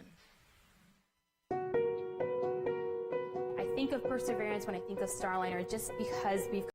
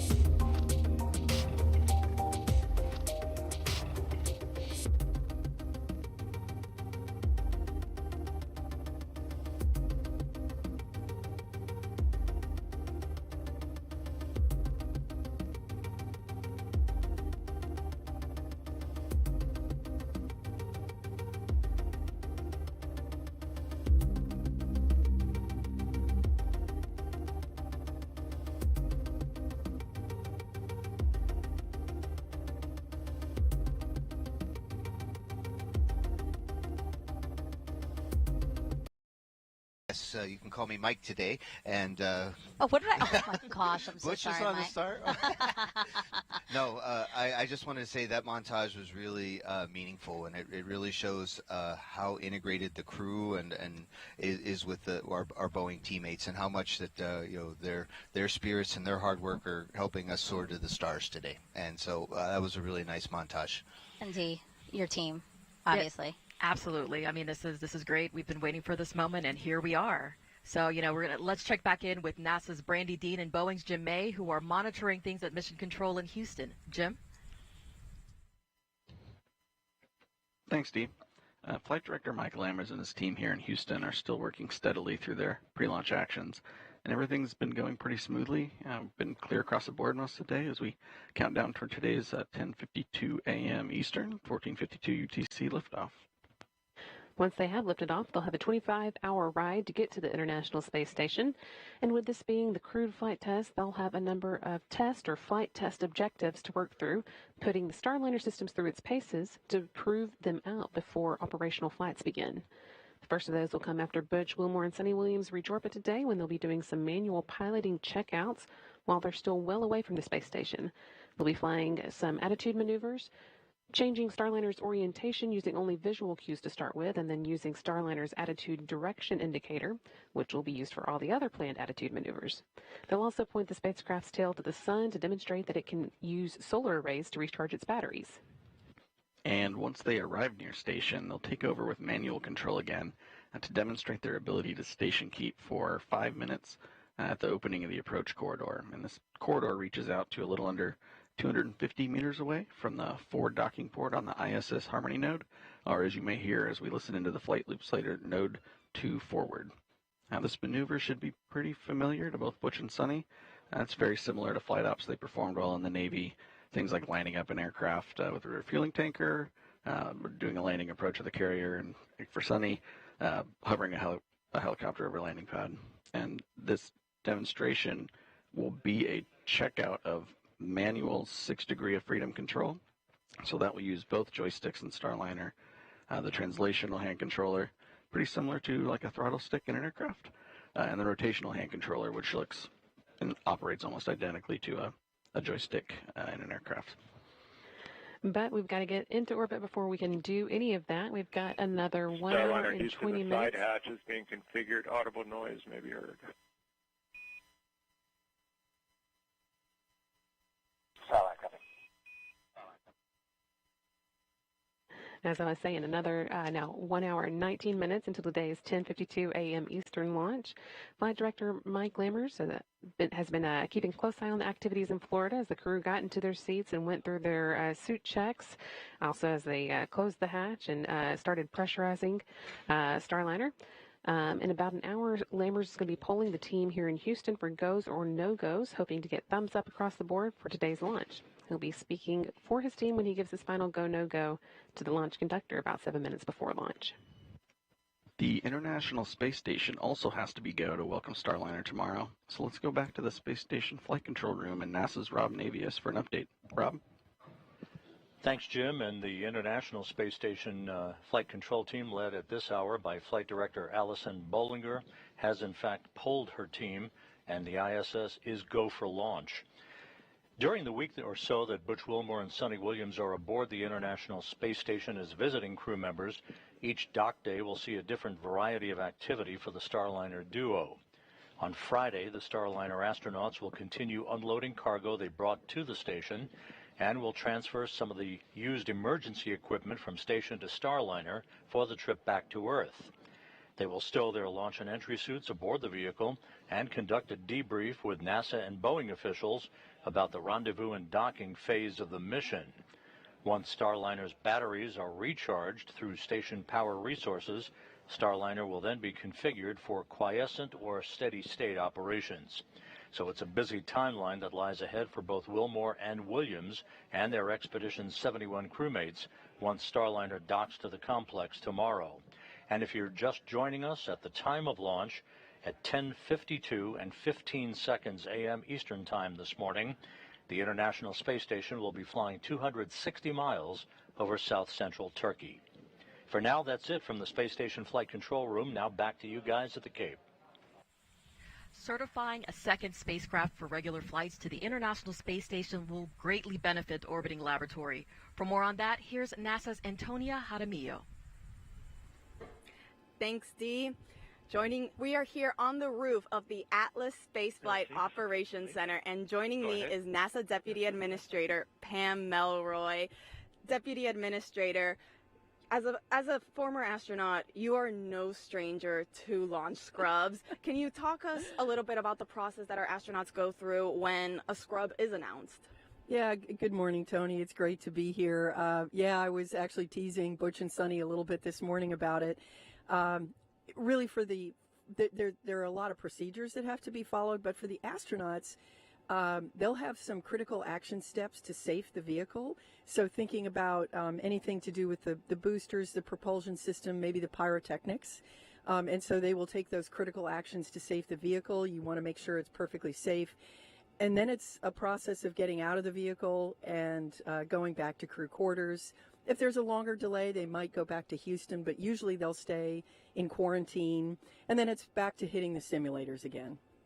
And let's talk, you also have obviously firsthand experience on the effects of spaceflight on the human body. Can you discuss with us the human research experiments that Butch and Suni will take part in during their mission? Yeah, this human research program is critically important. There are so few people overall that have been to space that every single one counts. So when Butch and Suni go up to the space station, they'll join our astronauts up there right now, Tracy, Mike, Matt, and Jeanette, and they will join in some of the same medical experiments so that we can have a larger pool of data. But in addition to that, we'll be watching very closely a couple of things. This is a new trajectory for a vehicle. It's going to be the first question I'm going to want to ask. How did it feel? What was the ride like? And then, of course, they've got plenty of experience getting out of the vehicle before launch, but it'll be a different thing after flying in space, and we're going to want to look at that closely. Absolutely, we are. And, talking about some of the science then that's currently on the International Space Station, what are some of the new interesting experiments that you are most looking forward to learning about? Boy, there is so much exciting that happens on the station, from studying basic research, but also doing Earth observations. But something that is really exciting to me is a new ESA experiment called Immune Assay. We know that the immune system of people in space is suppressed, but we don't really understand what's happening at the cellular level. And up to this point, we've only been able to study it in the lab. And so some new equipment that's going up is going to allow us to really understand at the cellular level what's happening in immunology on orbit. That is truly fascinating. Deputy Administrator, thank you so much for joining us here today. Megan D. Mike, back over to you. Now, today's launch will be the 100th launch of ULA's Atlas V rocket. It will also mark a sort of passing the torch within the company. Let's look at what this means to employees. We approach every mission we launch with great care. This will be certainly the first payload in my career where the payload can talk back. We're not used to having payloads with heartbeats. Having to interact and talk with them is pretty exciting. It's human beings. I mean, how could you not be excited about human space flight? Looking forward to getting to that final countdown and watching Starliner fly. I'm pretty excited to be putting Atlas back in the business of human spaceflight. We wouldn't be getting to that countdown if we weren't sure that everything was perfect and ready for launch. Since I was little, I have always loved to watch the astronauts, and I just really think this is great that we're actually going to be putting them up there. You're actually having a dialogue with the crew, giving the final commands, the readiness for launch. That's going to be a very unique moment. Obviously, putting the thoughts and consideration into the flight crew and those folks and the mission they're getting ready to start. I've worked with my team very carefully to make sure that we've thought of everything that could possibly go wrong with that and accounted for it, and making sure that the tower is correct and ready to support the mission when it comes time to retract the arm for launch. We've done everything that we can. Many years ago, someone handed me the keys and said, "Here, you drive." Those are the ones that put Glenn into space, and I'm looking forward to putting Suni and Butch into space and give them a good ride. During that time, a lot of passing of the torch happened, a lot of learning, such as what it means to be a certified responsible engineer, to own that hardware, to know everything about that hardware so that you can answer any question that may come up. As we are passing this torch forward, I want to teach them all the valuable things that I've witnessed because I've ULA. To think about the fact that all of these engineers that I work with are passing all of their knowledge on that I can one day launch astronauts to is really special. Human spaceflight requires passing on knowledge. Launch day is nearly here. I'm looking forward to starting this historic countdown. We put a lot of attention and detail and care in every part that we deliver. I can't wait to send the crew on their journey. It's exciting to pass the torch to the next generation. Pushing out boundaries will help to get into their spacesuit and go. But if unfortunately somebody were to not do well and we need to switch out crew members, we have preserved that capability so that the mission can go on. It's not about an individual, but it's about the mission that's important to NASA. All right. Remember, it's super easy to submit questions for this broadcast. Just go to NASA's YouTube, Facebook, X, or Twitch pages and add your question with hashtag AskNASA. We want to introduce you to the man with the final go or no-go here today. He's a familiar face to those who have been following human spaceflight over the years. That's Leroy Kane, live inside of the ASOC. He's Boeing's Commercial Crew Deputy Program Manager, and he serves as Starliner's Mission Director today. Previously, Leroy served as NASA's Space Shuttle Flight Director and then as Space Shuttle Deputy Program Manager. He's been involved with more than 100 shuttle missions. Our team asked him how today's flight compares and how his experience supporting so many astronauts from the ground influences every decision he makes. Starliner Houston, we got a good leak. The first crewed flight of Starliner ranks pretty high, I would say, in terms of not only importance, but I think significance relative to my career anyway. I worked with a lot of astronauts, a lot of flight crews, and of course also with Butch and Suni. They bring a lot to the table in terms of helping us as a team get to a place where we're ready to go fly. They've been very integral to the process for years, and all of that culminates with this flight test. This business that we're in, human spaceflight, it is, I've said before, it's not for the faint of heart. It has the highest of highs and the lowest of lows. It's very unforgiving. Spaces are very unforgiving. The margins are small. We understand. And really to be in it, your heart has to be, you have to be, I say, in it to win it. So what I try to do is try to think about what are we missing? What are we not thinking about? What have we not discussed? What have we maybe failed to have enough imagination or curiosity to pursue? And I try to look at things through a lens of what's missing. I expect it to be a very successful flight test. I think we'll learn some things because we always do. We'll learn every time we fly. And that's part of the beauty of this business. It's part of why we're so drawn to it. It's part of what exploration is about.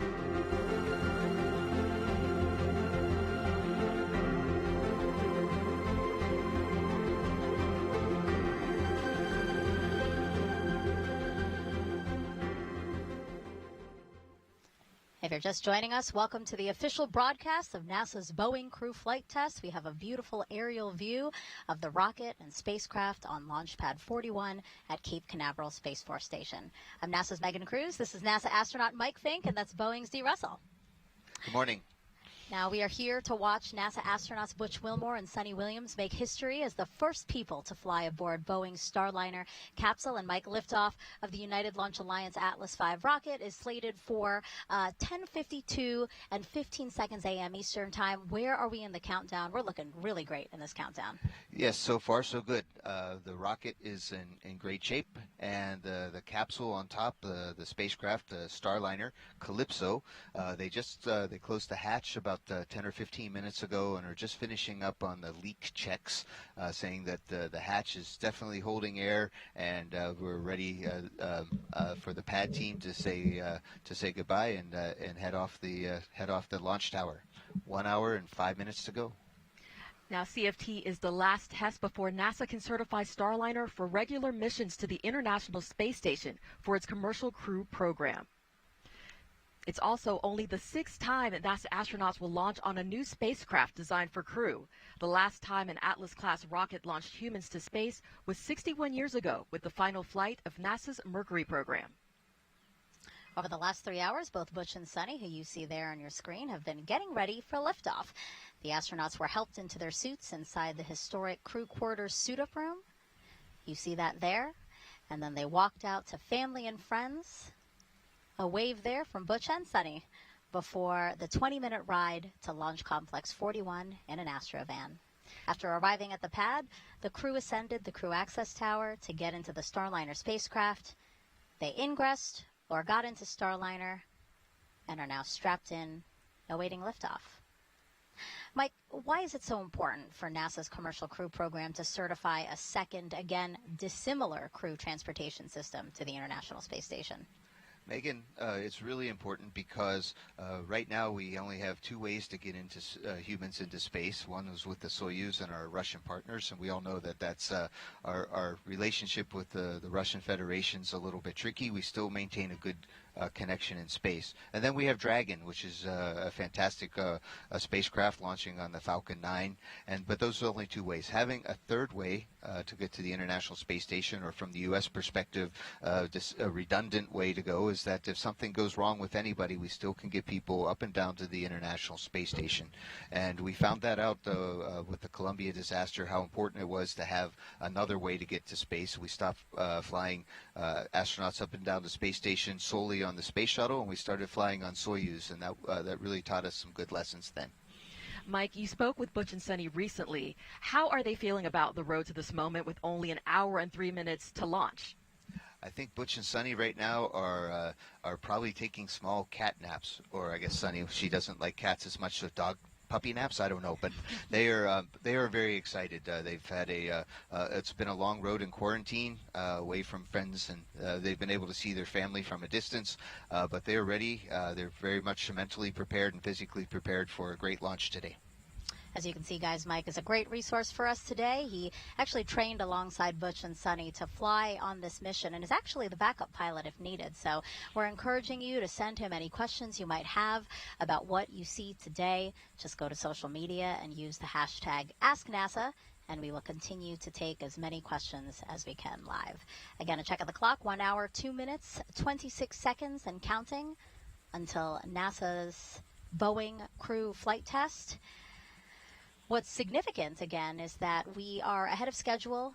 Again, we were going through the paces as things were done so that we can build that margin. Starliner, we copied. Cabin vent valves closed and cap. Good config. Talk to you again in a few minutes.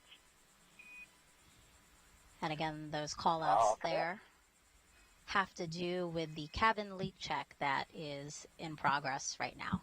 Yeah, one of the last steps is Butch puts a cap on a valve that can open up the outside of, or open up Starliner to the outside. So we want to make sure that the valve is closed and capped, so it won't be a leak path if unintentionally.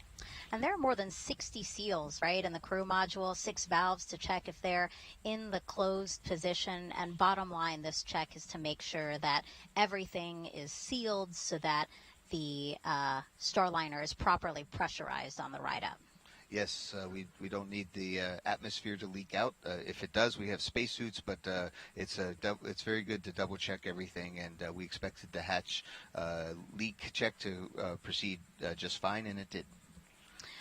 And there was a particular PSI, right? 1 hour and 1 minute. A particular PSI that the team wanted to see being held within the cabin. Yes, so we start out at atmospheric pressure, and we use Go ahead.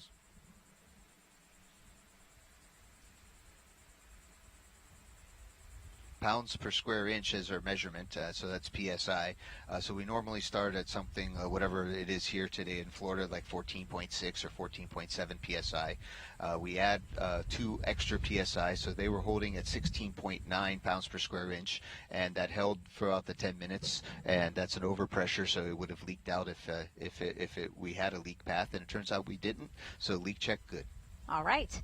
And we have teams in both Florida and Houston watching every aspect of this mission. Let's head over to ULA's Dylan Rice and Boeing's Lauren Brennicke, who are monitoring the spacecraft and rocket from United Launch Alliance's Advanced Spaceflight Operations Center, or ASOC. Go ahead.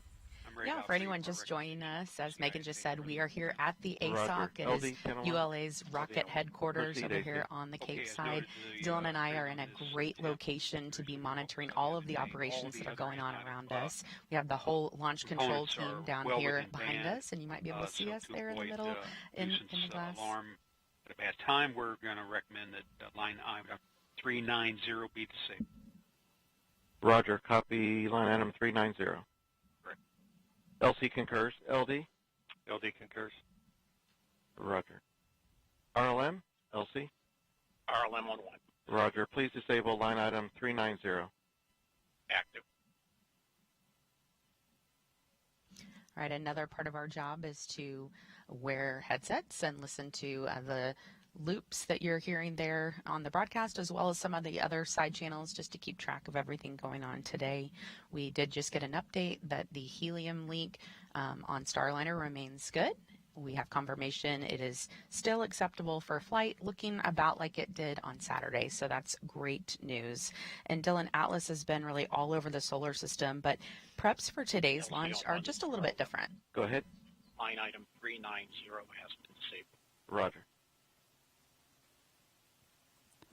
Well, that's right, Lauren. So we're using our standard processes and procedures that we use for every Atlas Centaur mission. But today's mission is different because we have a Starliner atop Atlas and Centaur, and 2 astronauts inside Starliner. So there are some added steps. LC, this is FTS. Go ahead. Yes, Operation 55, Step 270, FTS open loop test is complete. Roger. So we do have added steps to support those additional activities to ingress the crew and then close out the Starliner and then prepare the crew access tower for launch. But right now, today, we're remaining in our final built-in hold as we continue to prepare for liftoff. There are a few activities left for us today. The blue team will be clearing the area soon, at which point the final preparations for launch will get underway, and we'll be configuring the vehicle's propulsion and hydraulic systems for flight. The avionics team will be loading upper-level wind data into our flight computer that allows us steering through the atmosphere. And you'll also start to hear final comm checks between the LCC, Mission Control in Houston, the BMCC at Kennedy Space Center, and the Starliner crew. Once all that is done, we'll be retracting that big crew access arm. That'll be one of the big visual cues on the launch pad that lets us know that we're getting closer to launch. And then you'll start to hear us get into our final polling for launch.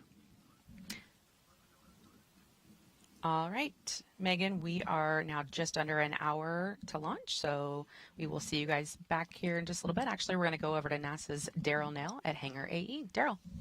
All right, thank you very much. And looking here into Hangar AE, and you can see here the CCP team, Commercial Crew Program, is back here monitoring everything that's been going on. And so far, it's been a beautiful countdown. Let's talk a little bit about weather. You can see around the pad, there's been some cumulus clouds that have popped up in and around the area, and that's because some sea breeze has come ashore, and there you see it. Sea breeze, of course, activating with some of the warm air over the land. Launch Weather Officer Melody Lovin says, though, no problem and no issue. Oh, there's a big cumulus cloud right next to the pad. She believes that these are going to be able to pass over by the time we hit T0, so not looking to have much of a problem there. And she just briefed us that we're still go. 90% go is currently where we're standing at. Again, beautiful weather outside. You see the one concern there, the cumulus cloud rule. And so they will be keeping their eyes on that. We did have some showers offshore. Those, though, dispersed, and that's not a problem. We do have some weather. We're also watching along the ascent corridor. We're keeping track of that. LC Slick on Channel 1. Go ahead, Flick. CST-100 pad operations are complete and ready to configure the white room for launch. Annulus purge was disconnected at 13:54 Zulu. Roger. Blue team lead, LC. Go ahead. Perform toxic vapor and O2 checks when raising the environmental seal and configure white room for launch. Roger. Getting that room right there ready to launch. You'll see that environmental seal around the Starliner and get ready to go up as they get that room ready for launch and eventually at L-11 minutes retract the arm away.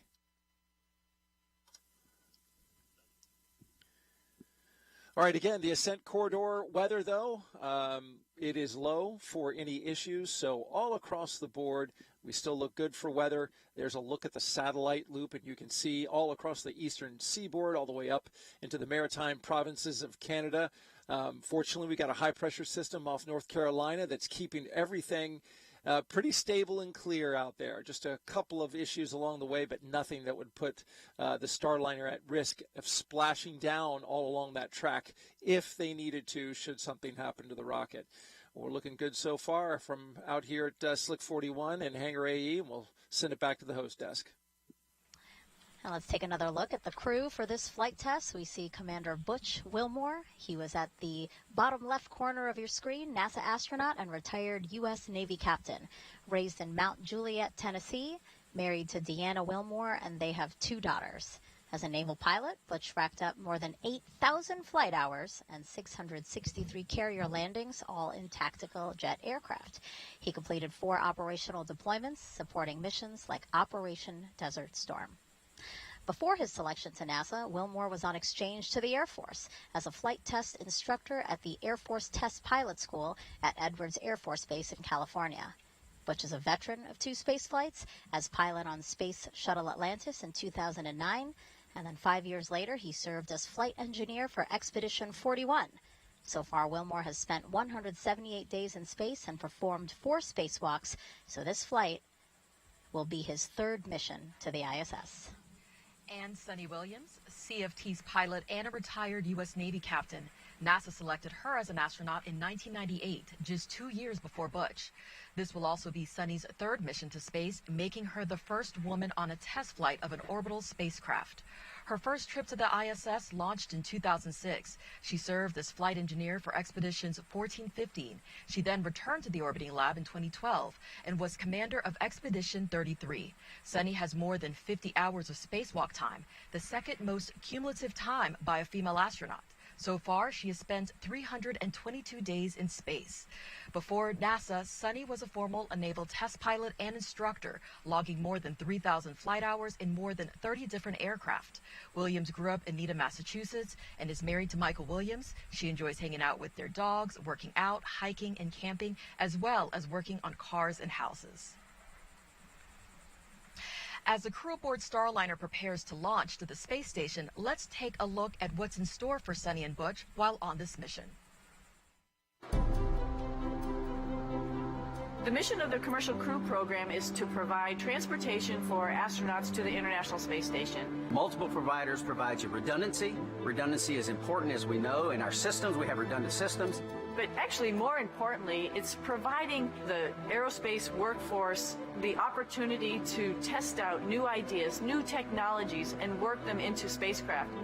Butch and I are the first 2 to fly the Starliner, so this flight will be a crew flight test, so there'll only be 2 on board. We're going to fly it up to the space station, dock it, and test it all out, and then come back home. Everything's new. The procedures are new. We have procedures now that we didn't have a year ago because we've learned as the process has gone forward.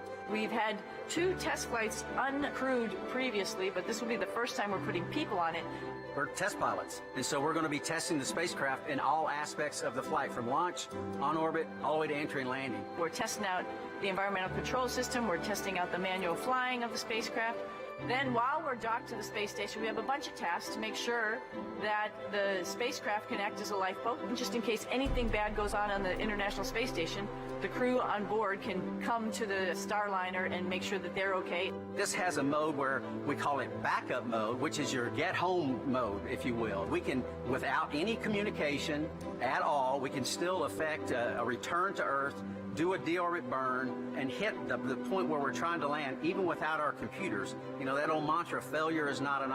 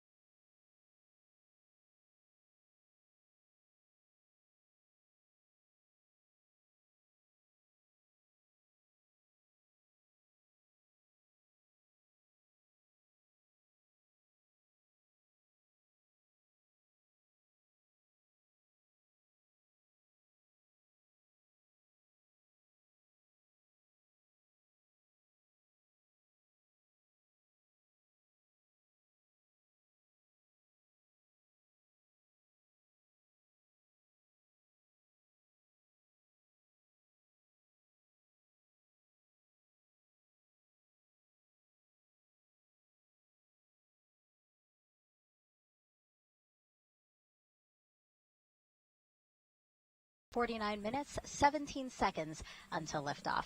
Now, this historic flight test will be a major milestone for United Launch Alliance.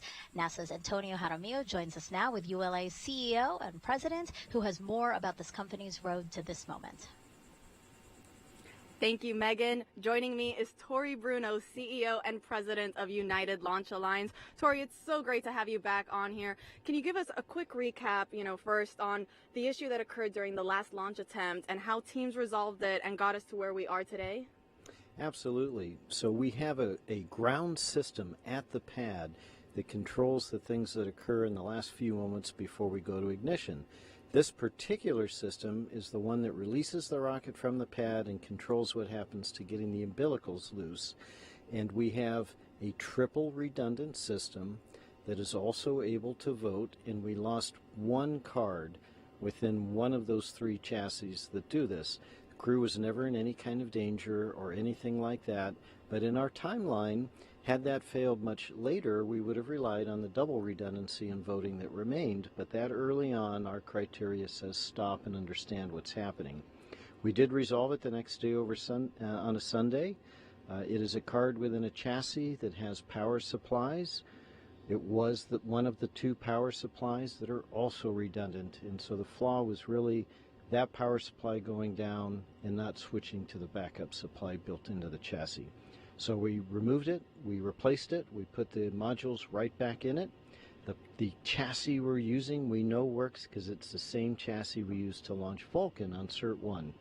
Everything has checked out and been retested, and now we're good to go. That's great to hear, and it is a beautiful day right now. It looks like it's going to be a beautiful launch. What's the trajectory like for this launch? I mean, who along the U.S. will be able to see it? Yeah, this is a very unique trajectory because it's flat and long for crew safety. And so it'll head out from here, it'll go north and a little bit to the east, and so all along the southern coast of the United States you have a pretty good chance of seeing it. And what that trajectory allows us to do is to have no blackout areas where the crew would be unable to abort the flight, God forbid, in the event of an anomaly. And it delivers them just short of being orbital, so if there were any issues with the capsule's propulsion system, they get a free return safely to the surface of the Earth. So very, very unique for us. We've never flown, apart from the test flights of this capsule, a trajectory that is suborbital before. Wow, and talking about uniqueness, is there anything new or different on this Atlas V rocket for this crewed launch compared to other uncrewed Atlas V launches? Yes, there are. There's a handful of things, and they are all safety related. So the most obvious thing is there's no payload fairing, because if there were to be an abort where we want the capsule to fly the crew safely away, the fairing would be in the way, so we fly without it. We also have an emergency detection system, which is like a very high-speed computer that is plugged into all the systems on Atlas and monitoring its health, so that if an anomaly started happening faster than any human could possibly do it, this computer would detect it and command the separation of the capsule. And of course, on Centaur, we have 2 RL-10s instead of 1 rocket engine for more thrust because of that long, flat trajectory. The last thing we do is actually kind of subtle and maybe a little bit trivial for most people, but we anodize the first stage of the booster to protect it from a thing called stress corrosion cracking. And just to be extra careful for the crew, we actually double the thickness of that anodization. Wow, that is fascinating. Tori, thank you so much for joining us here today. Megan, D, Mike, back over to you. And as we check out some pad team members there getting ready to leave the crew access tower, teams inside mission control at Johnson Space Center in Houston are also keeping a close eye on launch. Here's NASA's Brandy Dean and Boeing's Jim May. Thanks so much, Megan. Welcome back to Mission Control Houston at NASA's Johnson Space Center. We are now 44 minutes away from launch and everything continuing to go pretty smoothly. Team here is under leadership again of Flight Director Mike Lammers today. Once Starliner gets off the pad, Jim and I will be with you through the asset, giving you the play-by-play as Starliner makes its way into orbit and expanding on the calls that you'll hear from Capcom Joshua Kutrick, making to Butch, Wilmore and Suni Williams. There are a number of major milestones you'll want to keep an eye out for during Starliner's climb to orbit. The first you'll hear from Starliner's crew is roll program coming from Commander Wilmore, indicating that Starliner is rolling into the planned orientation for ascent and orbit ops. Then about 45 seconds into flight, the crew and Starliner will reach what's called max Q, which is the maximum dynamic pressure that they will experience during ascent, and that happens just before they reach Mach 1. A minute and 35 seconds into flight, the solid rocket boosters that give Starliner its first major push into orbit will have been used up. Starliner will then hold on to them for just a little more than a minute after that, and then jettison the boosters before second stage takes over and gets Starliner the rest of the way to orbit. Starliner will actually reach orbit about 11 minutes and 58 seconds into flight, at which point the Centaur's main engines will cut off. Starliner and its crew hold on to that stage for a couple of minutes, and then separate from it at around 14 minutes, 58 seconds into flight. From there, Butch and Suni will be free-flying Starliner on their own. During ascent, you'll hear Kutrick mentioning a number of abort-related milestones as Starliner moves past them. Starliner can safely abort all the way up to orbit, as you just heard in that interview we saw from Florida. That includes the East Coast, off the coast of Newfoundland, and off the coast of Ireland. Beyond that, it would just be able to safely abort to orbit, and of course, we're hoping not to need any of those options. And the last major milestone before crew begins what we call orbit ops is the orbital insertion, or OI burn, which will move Starliner into slightly elliptical orbit, as opposed to the more slightly suborbital trajectory that it starts off in after separating from the Centaur. From there, Starliner will be on its way to the International Space Station. And speaking of the space station, let's check in with Rob Navius and the International Space Station Flight Control Team. Rob? Go ahead. Thanks, Brandy. Back here in the International Space Station Flight Control Room, flight controllers are keeping tabs on the countdown and monitoring the work on board by the Expedition 71 crew in advance of Starliner's scheduled arrival tomorrow. After docking, NASA astronauts Matt Dominic, Mike Barrett, Jeanette Epps, and Tracy Dyson, along with Station Commander Oleg Kononenko of Roscosmos and fellow cosmonauts Nikolai Chub and Alexander Grabenkin, will be ready to roll out the red carpet as Wilmore and Williams float through the hatch into the Harmony module. Now, the dock timeline is designed to be variable. That means that the number of days Starliner could stay at the station could be adjusted depending on any further launch delays or undocking delays caused by weather conditions at the western U.S. landing sites for Starliner. One of the most important dock days for the Starliner crew will come 2 days prior to their scheduled undocking, when they load the last of the cargo items to be returned to Earth in the vehicle and conduct onboard manual piloting proficiency.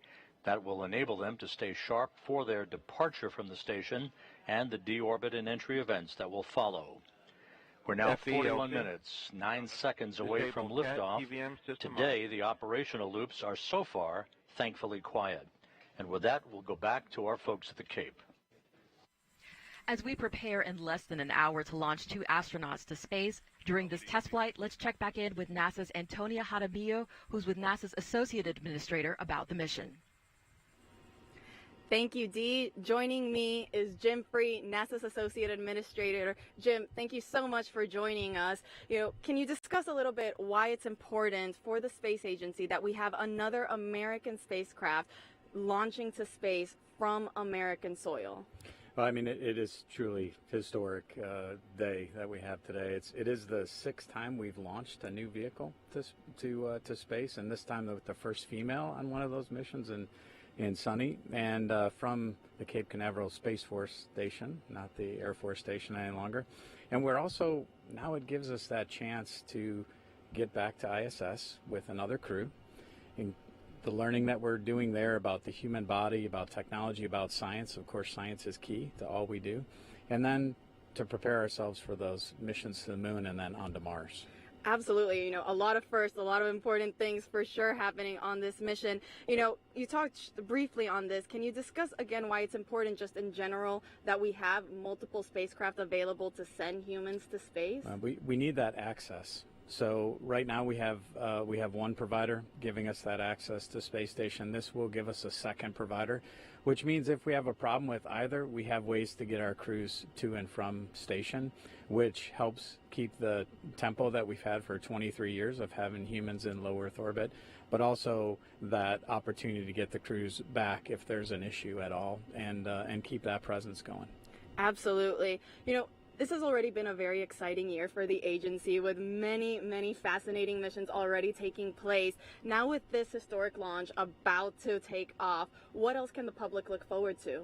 It has been a great year, and certainly a lot of learning already for me about the incredible mission that we have at NASA. And the missions that we have remaining this year, I'll just highlight a couple of them. Europa Clipper, which will be an incredible mission for us to watch in its journey and understanding even more about the solar system. NISAR, which will help continue our learning of Earth. And then we have X-59, that first A in NASA, right, the aeronautics, which will go through its first flight this year. We're about to do an engine run-up on that aircraft. And of course, heading towards Artemis 2 next year. The crews in Washington this week planted a moon tree just yesterday with our deputy administrator, and that gets us on our path back to the moon. Absolutely, and we cannot wait for all of those missions. Jim, thank you so much for joining us here today. Megan, D, Mike, back over to you. Thank you both. And we are now 38 minutes until liftoff of NASA's Boeing crew flight test with Butch, Wilmore and Suni Williams. You can see there inside the Starliner spacecraft, patiently, maybe awaiting liftoff, right, Mike? Oh, they're very patient at this point, and so far so good today. It's been a very smooth count, as Rob Navius mentioned earlier. And so the plan is for Butch and Suni to be docked. That was a call out saying that the pad team has cleared the pad. Now, the plan is for Butch and Suni to be docked to the ISS for at least 8 days, and then after, they will return to Earth with a soft touchdown in the American Southwest.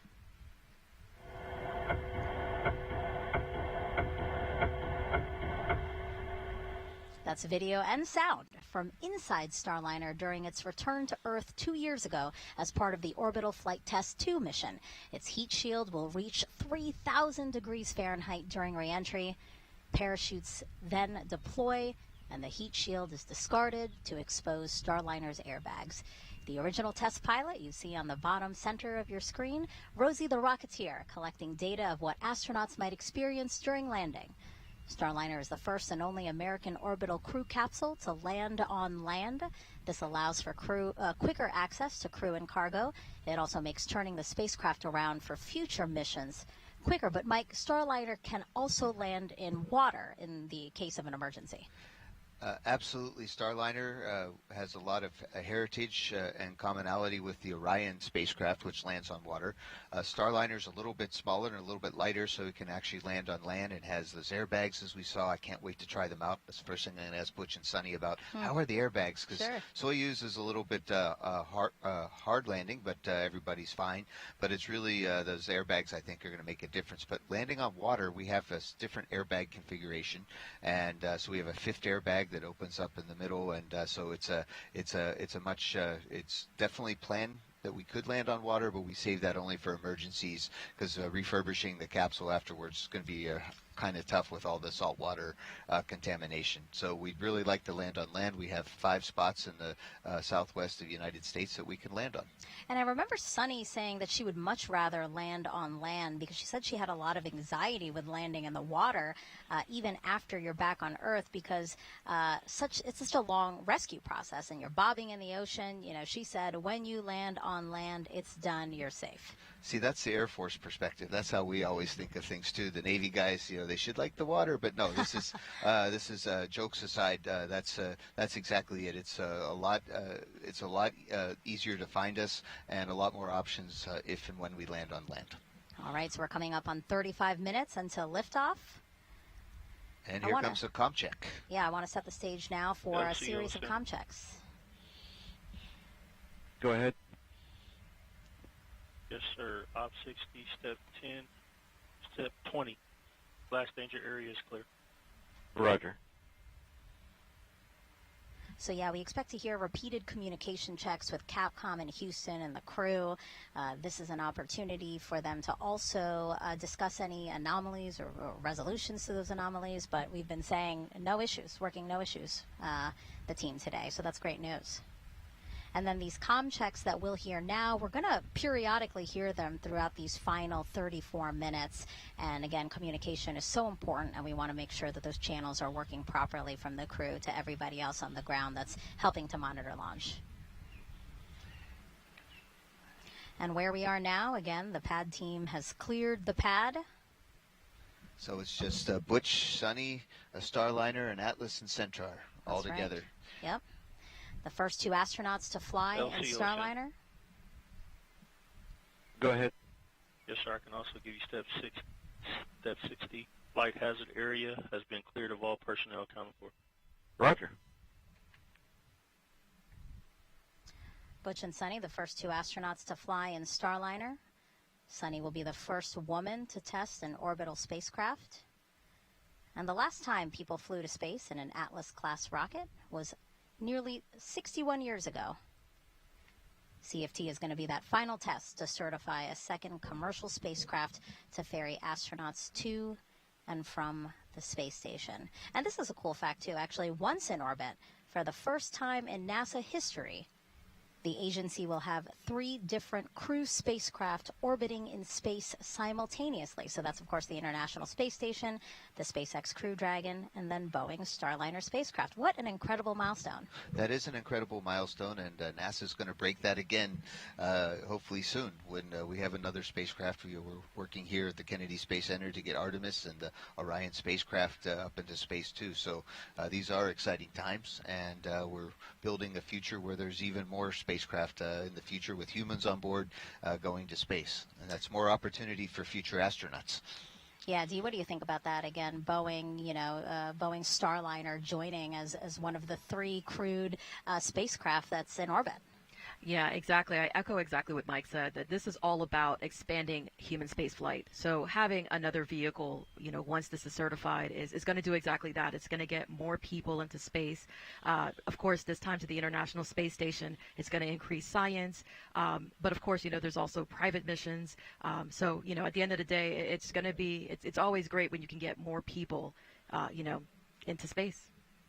Yeah, and we've been asking you to submit your Ask NASA questions from social media, so let's answer some more of those now. We have this one from, love this name, Shaquille Oatmeal on Twitch asking, what's the life of an astronaut like between launches, Mike? Yes, we spend all of our life, training and wanting to become an astronaut, and then once you're an astronaut, what's it like? And so we do a lot more training. But I'll say that the last time I flew in space, we just had our landing anniversary on June 1st of an STS-134, and that was in 2011. That would have been a great day to launch, but we chose not to. That's 13 years ago. So in the last 13 years, what have I been up to? And that's been helping get Dragon and Starliner up into space, helping my friends aboard the International Space Station, working as Capcom. I helped Sunny when she was doing spacewalks, and we help each other. It's all part of a big team. And so today it's great to see Butch and Sunny. They've both been waiting a long time to go fly again. Trying to get a third mission or a fourth mission is really, you have to wait and be patient. And Butch and Sunny are going to have they've been working hard on Starliner 2. And that's what we do between missions. We help get ready for the next missions and help our friends be ready and support them while they're in space. Yeah, and the commercial crew program is so important because in working with our commercial partners, it really allows NASA to pursue other things, like, again, returning to the moon. Our eyes are set on Mars with the Artemis program. Indeed, and I'll just say I've enjoyed working both with SpaceX and really with Boeing. I mean, when we saw our teammates on the montage earlier, it just it made me tear up a little bit, and I'm not afraid to say that because there's a lot of respect with the team.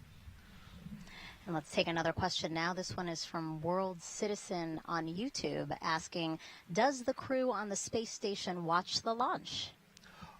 So right now it's the middle of L minus 30 minutes. 30 minutes to go. RC, conduct weather briefing on Channel 8 Weather Conference Net. Roger. Arm controls, start arm hydraulic final preps.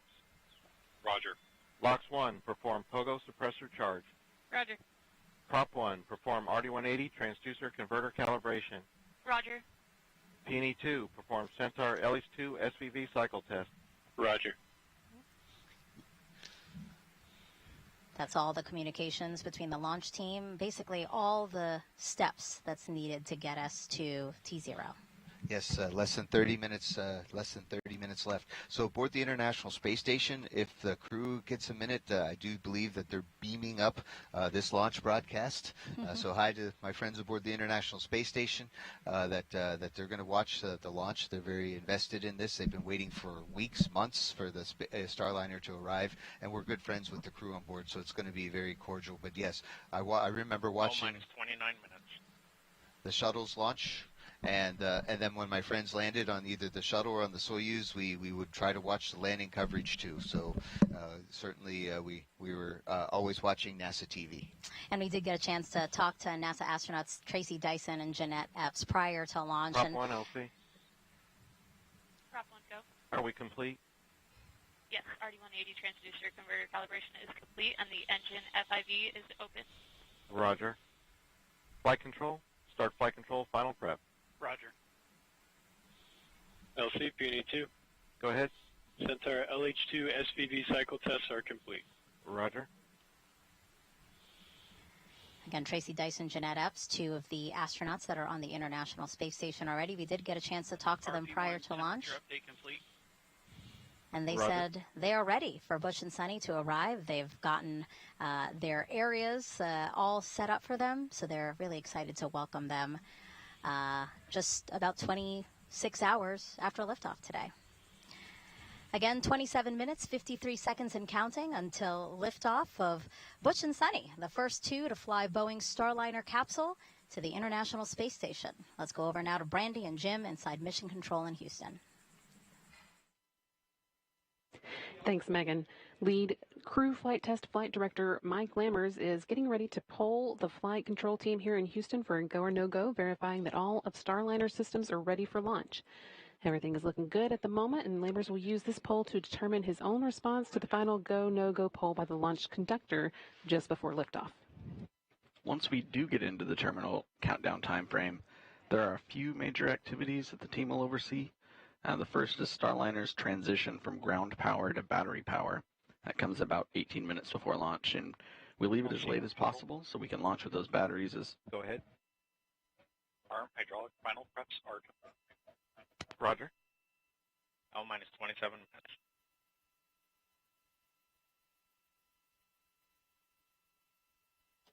minutes. We leave that power transition as late as possible so we can launch the batteries as close to full charge as possible. A few minutes later, with less than 10 minutes to go before liftoff, Starliner's ordnance will be armed. That activates the critical systems that are needed to detach all the things that Starliner would ultimately deploy or jettison as it climbs to orbit, or back for a landing if that became necessary. And then finally, just 1 minute and 15 seconds before launch, they'll work with the crew to activate the launch abort system, which would rocket the crew to safety in the case of an abort or on the pad early in the ascent. This likely be the last you hear from us until liftoff. So we are going to send you back to the team in Florida to let Megan, Dee, and Mike see us through the rest of the countdown. Go Starliner. Now let's take a closer look at Starliner, the next generation crew capsule that you see atop the Atlas V rocket there on Launch Pad 41 on Cape Canaveral Space Force Station.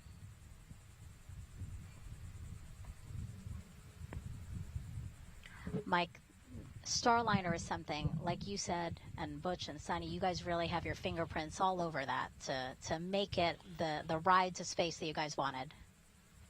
Indeed, Starliner is definitely Ferguson even called it a astronaut or pilot spacecraft. And so that next generation crew capsule, it measures 16.5 feet tall with a diameter of 15 feet. That's about the size of a mid-size SUV. It was designed to carry up to 7 astronauts or a mix of crew and cargo for missions to the International Space Station. After today's test flight, NASA will fly crews of 4 or 5 with cargo. Starliner is also reusable up to 10 times.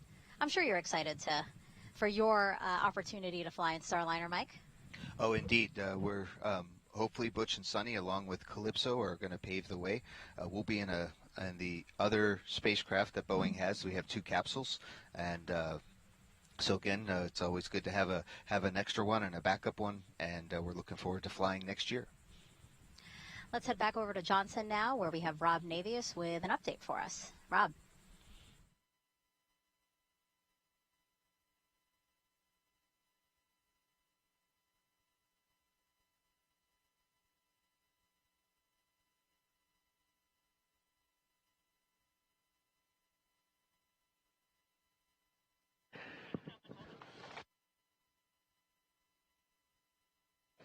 As we mentioned earlier, in the midst of Starliner arrival preparations on the station, NASA astronauts Matt Dominic, Tracy Dyson, Jeanette Epps, and Mike Barrett are preparing spacesuits to be used for a trio of spacewalks scheduled to begin on June 13th.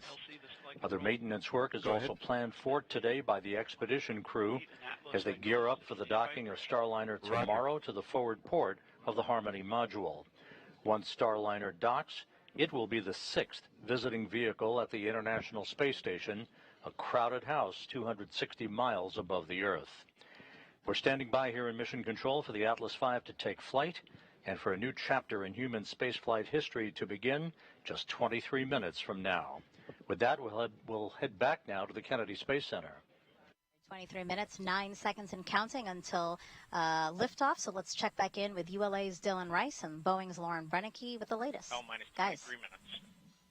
Hey, Megan. Thanks for coming back to us here in the SYS, ASOC. We've switch been all monitoring. secondary decoms, RF link, and verify lock. Roger. Initiate orbital parameter calculations on primary CCLS. Roger. Monitoring those procedures here, and we're coming up on about L- 22 minutes to launch. And around this time during the last launch attempt, our team worked through what you may have seen, a suit pressurization issue.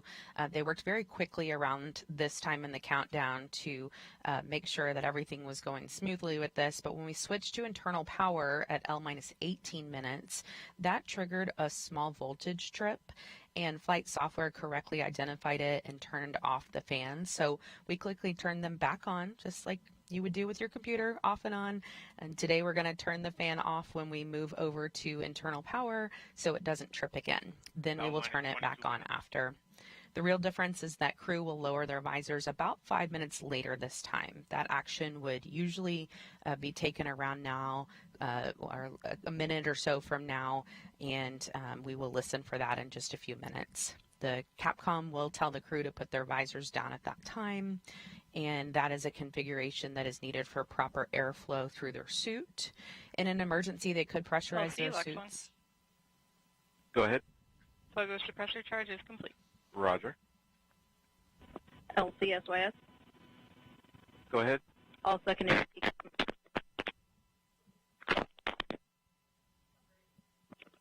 Secondary. Yeah, you're breaking up, SYS. All secondary decomfort slide on RF. I did copy that. Please check your headset.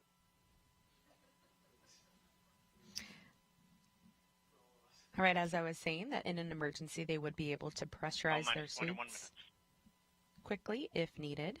And it's a little different for them this time because, as we mentioned during this broadcast, their helmet is really more of a visor. It lays back like a hoodie on their shirt, and they pull it forward and then just zip it up. And this config also calls for them to deflate their lumbar support and secure their restraints from launch. So once we get to that point, it's really buckle up. It's almost go time. And then the crews will report back when finished. And then while we're talking around L-19, we're also going to be looking for the Starliner readiness poll for terminal count. That will happen on a side channel. So I'll be listening for that, and I'll let you know when we hear it. We do have a few polls coming up. That one is short. It will take place in the Boeing Mission Control Center, or BMCC, here in Florida. That is where the spacecraft launch conductor, Brian Gartner, will pull people in that room in charge of the propulsion system. Yeah, you see the room there on your screen. minus 20 minutes. PNE-1, reinitiate AHB charging. Roger. RLM, verify redline monitor and event table or in the correct configuration for terminal count. The lumbar support. Verify. RC, verify solar radiation, acceptable for launch. Verified. Right, you might have heard, kind of came in faintly. Starliner copies. They asked them to go ahead and deflate their lumbar support. Wasn't sure if we're going to hear a little bit more about that. But again, there will be 3 calls coming up on this Starliner readiness poll for terminal count. They will pull the mission support room manager, or MSR. After launch, the BMCC turns into mission support as things shift over to Houston. They will also poll the spacecraft test conductor, who monitors All our power communications systems. switch to channel 1.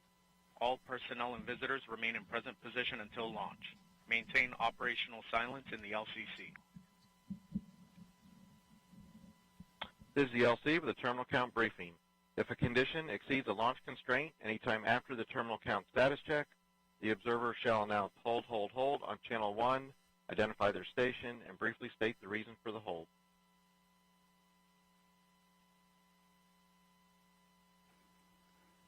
So, Lauren, as we were mentioning earlier, there's been traffic on multiple side nets, and that announcement that you just heard is Chief Launch Conductor Doug Lebo now bringing the team out from the individual subsystem nets, bringing everybody to the command channel, channel 1, for the final minutes of the countdown here. So we're gonna start to hear more traffic on the command channel as we start to do our final configuration steps for launch. So we're going to hear a couple of things. We're going to hear minus 18 minutes. Flight control, perform launch on time verification. Roger. We're going to hear some final avionics checks like that last call. We're going to hear hold fire switch verification. The range hold fire system allows representatives from Space Launch Delta 45 a hold button in the up the road at the Morrell Operations Center. So if there's an issue or a range safety issue that comes up, they can press a button and automatically stop our sequencer. So that's called a hold fire check. Those hold fire switches will be configured shortly, and we'll also start to hear calls about wrapping up our helium bottle charging on both the first and second stage. And Dylan, as you mentioned, with the traffic on the loops increasing a little bit, you at home may notice that we are speaking less, and so we are going to be listening to some of these things as they happen live with you. Roger. And we feel it's important for you to be able to... Go ahead. AHB charging reestablished and at flight mass. Roger. minus 17 minutes. OSM, place SRB ignition SNA switch in the enable position. SRB ignition enabled. Verify FCO, RCO, and OSM hold fire switches are in the proceed position. Ready to proceed.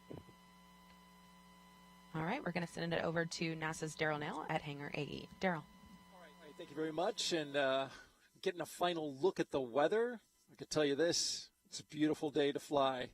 Outside, our launch weather officer told us that there's no change in the forecast. We are 90% go, and what a beautiful shot of our beaches here from the courtesy of our chopper team here at the Kennedy Space Center.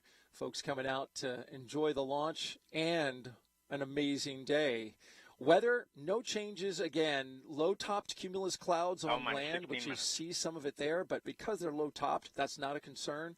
When a rocket flies through a big, thick cumulus cloud, it can trigger a lightning strike, but those clouds are not the kind that can do that, according to Launch Weather Officer Melody Lovin. And so we're good to go there. We also have a launch visibility is always a factor here in the southeast. Can you see the rocket and from where? And our friends at United Launch Alliance provided us with this graphic so you can see about which point in the launch you would see the rocket. If you're within the first two inner circles, you should be able to see the solid rocket boosters jettison a minute after launch. Folks in the Orlando and Central Florida area will be able to see it about 90 seconds of flight, and then it'll come into view for much of the rest of the state after more than about 2 minutes, including Tampa on the west coast of Florida. The southeast corner of Georgia might be able to see the Atlas Centaur separation, which happens after 3 minutes of flight. Again, we're looking good here at the ASOC. Richard Jones polled his team, the NASA operations manager, 15 minutes. and all of them are go. LC flight, Channel 1 and Air to Ground 1 are now merged, going to Air to Ground 1. Roger. We'll send it back to the host desk. LC flight, Air to Ground 1, ready for contact with Starliner and Channel 1. Roger. Starliner, LC, com check on Channel 1. Those are comm checks LC, again between different Starliner, teams. loud and clear. I have you loud and clear also. And our astronauts, who you see there. Again, this is the test flight. Houston, com check, Air to Ground 1. Houston, Starliner, loud and clear. Houston has you loud and clear on Air to Ground 1.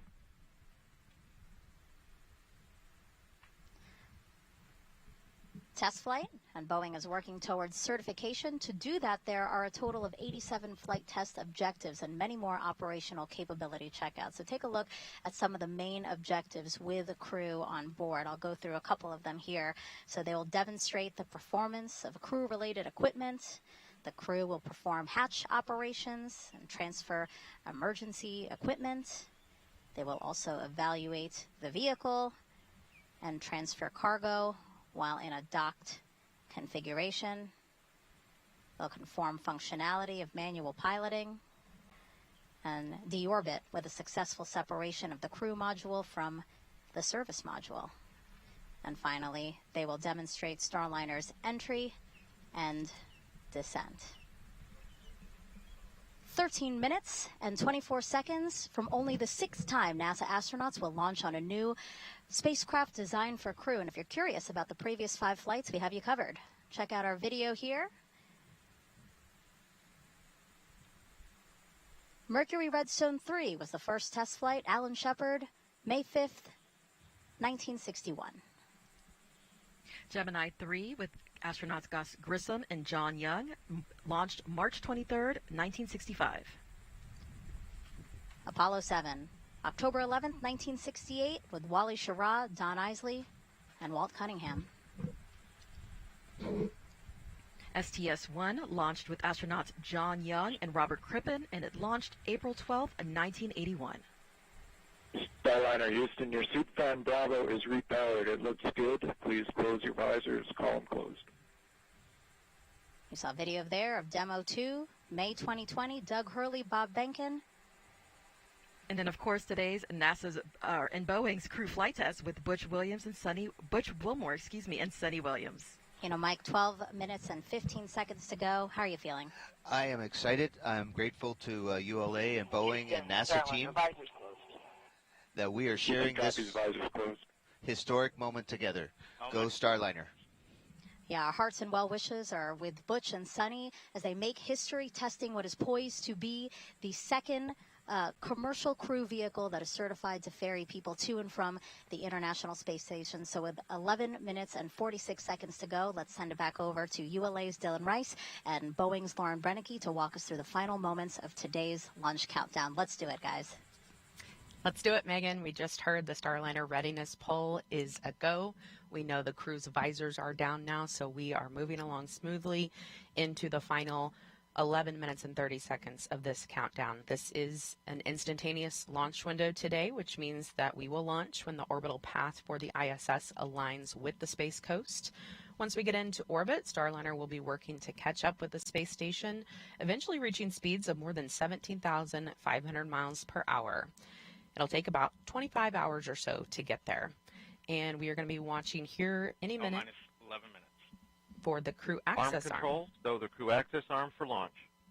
Roger. Right on cue.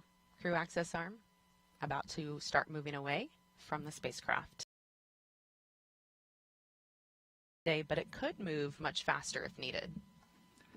That's right, Lauren. It takes about 2 minutes to rotate the 120 degrees back away from Starliner to its stowed position and latched position on the crew access tower. Here we go.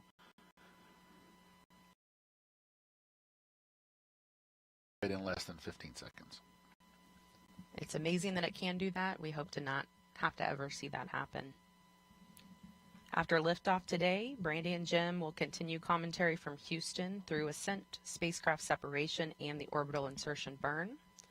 We will have the shot of Butch and Suni inside Starliner until the moment of launch, and then we will get it again when we get to the ISS. minus 10 minutes. Flight verify CST-100 on internal power. Verified. Starliner, configure ordnance for launch. All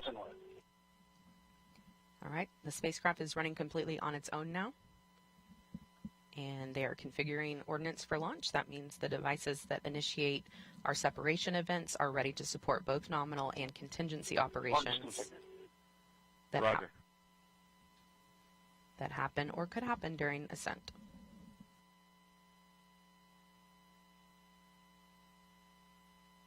So, Lauren, we're just about 2.5 minutes now away from our terminal count status check. The terminal count status check is the final report from each operator indicating that their system, whether it be a ground control system or a launch vehicle system, is ready to execute the final 4 minutes of the countdown to launching the rocket. At this point, if there were an issue, the anomaly team would be discussing it, but nothing like that has happened right now. All's quiet. I am expecting to hear all members of the team report go when pulled by Chief Launch Conductor Doug Lebo. And we're actually hearing on a side channel that they are preparing for the launch vehicle systems poll. This is the long one. A lot of people view this as their favorite poll. It's kind of fun to listen to them list off each system, and then that team will give a final go or no go for launch.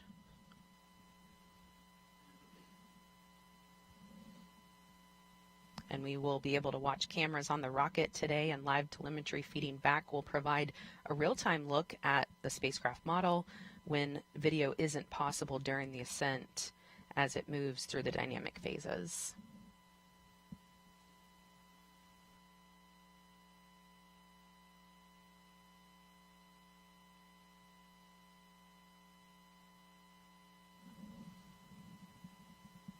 L minus 8 minutes.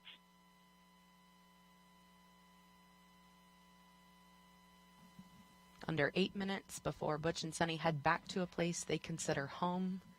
Both of them have spent 2 different stints of about 6 months on the International Space Station, and they are thrilled to be going back for a 3rd time.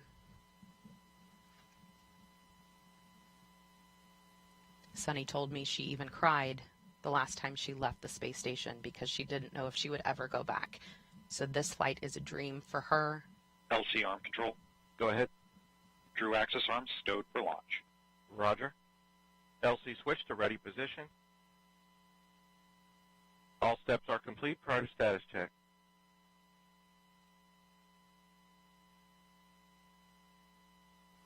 Let's listen in to Chief Launch Conductor Doug Lebo conduct that final terminal count status check as we prepare for launch. L minus 7 minutes. Status check to proceed with terminal count. Atlas systems, propulsion. Go. Hydraulics. Go. Pneumatics. Go. LO2. Go. Water. Go. Sensor systems, propulsion. Go. Pneumatics. Go. LO2. Go. LH2. Go. Has gas. Go. Electrical systems, airborne. Go. Ground. Go. Facility. Go. RFFTS. Go. Flight control. Go. GCQ. Go. Op support. Go. COM. Go. Umbilicals. Go. Arm control.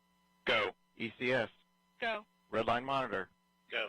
Quality. Go. Op safety manager. Go. ULA safety officer. Go. Vehicle system engineer. Go. Anomaly chief. Go. Range Coordinator. Clear to proceed. Flight Director. Houston flight is go. Starliner. Starliner, go. Launch Director. You have permission to launch. Proceeding with the count. ALC, verify T0 is set for 14:52:15 Zulu. Verified.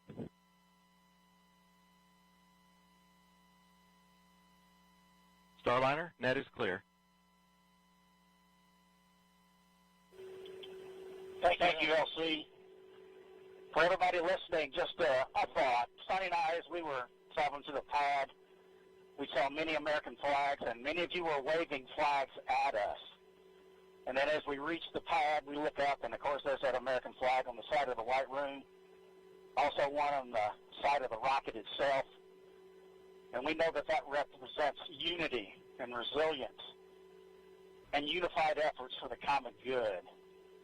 And that's what Sonny and I have witnessed this last month.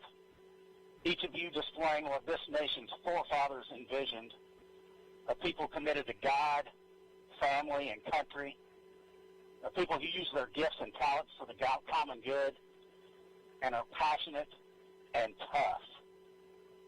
And we all know that when the going gets tough, and it often does, the tough get going. And you have. And Sonny and I are honored to share this dream of spaceflight with each and every one of you. So with that, LC, let's get going.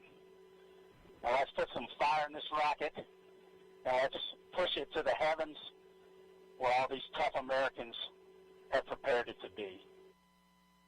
Let's go, Calypso. Take us to space and back. LC flight, Starliner configured for terminal count. On my marker, the time will be T-minus 4 minutes and counting. 3, 2, 1, mark. 3:55. Resumed for on-time liftoff. Just beautiful words from Butch there. No better example of unity on this planet than what happens at the International Space Station, where Butch and Sonny are headed in just 3 minutes and 30 seconds. 3:30. Atlas hydraulics at flight fresh. Atlas boosters hydraulic steering systems now pressurized for launch.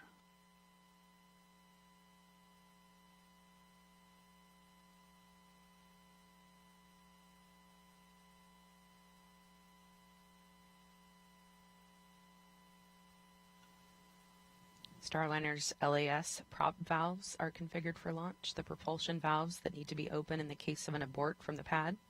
3 minutes. Pressurizing Atlas tanks. Securing LO2 topping. 250. FTS internal.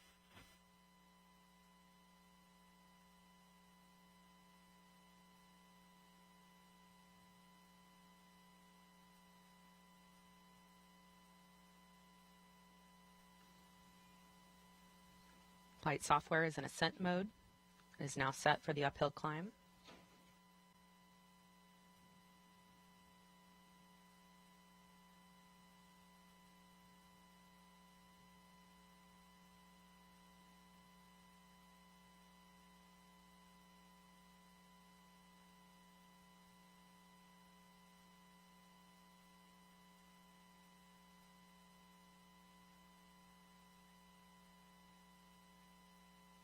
$159. Vehicle internal. 155. Launch sequencer start. 150. Securing Centaur LH2. Securing Centaur LO2. Vehicle is now transferred to its onboard batteries, and topping is 140. completed. Launch enabled.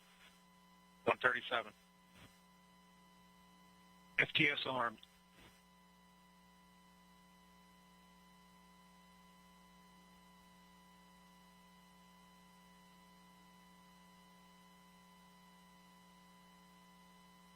$120. OCU's armed.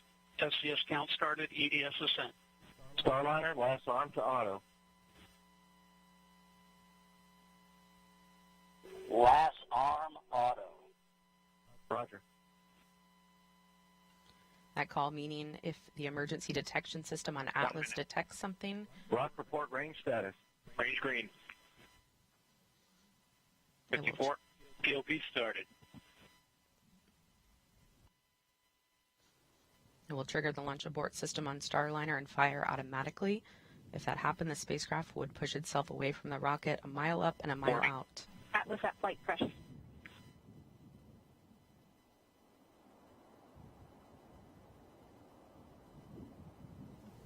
30. Centaur at flight press. 25. Status check. Go Atlas. Go Centaur. Go Starliner. Godspeed, Butch and Suni.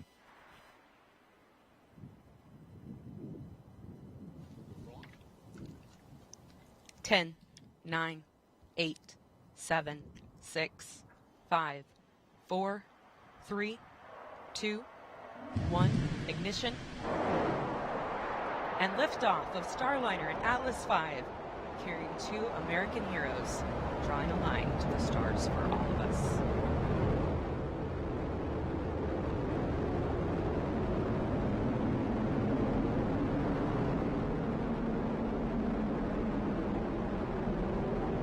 Commander Butch Wilmore there, calling down to Mission Control here in Houston that the spacecraft has begun rolling into the right attitude for its ascent, and the Guidance, Navigation, and Control Officer here in the room seeing good data on that.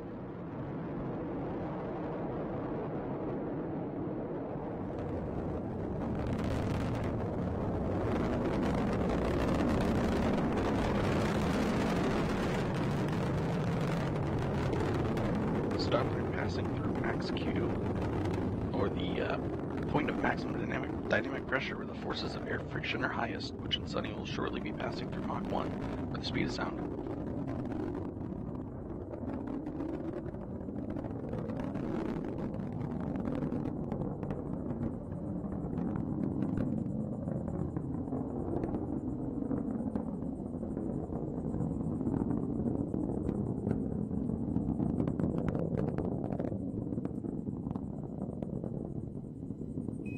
Got a good throttle up.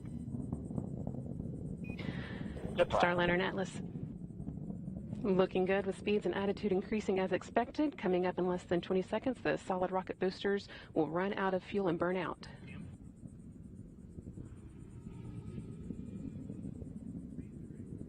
Good SRB burnout. Good SRB.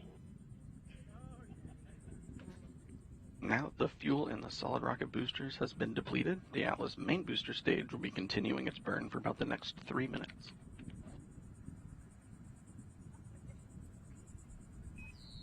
Good handle. Good handle.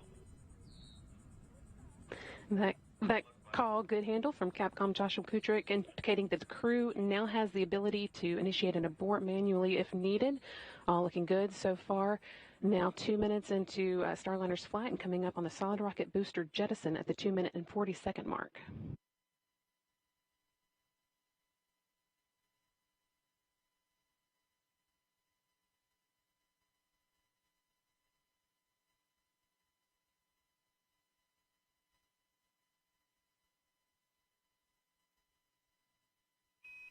CLG and net, good trajectory. CLG. The solid rocket boosters have now been jettisoned after seeing Starliner through its first 90 seconds of flight. Team on the ground here confirming that it was a good jettison and that the vehicle's trajectory continues to look good. Now 3 minutes into today's flight.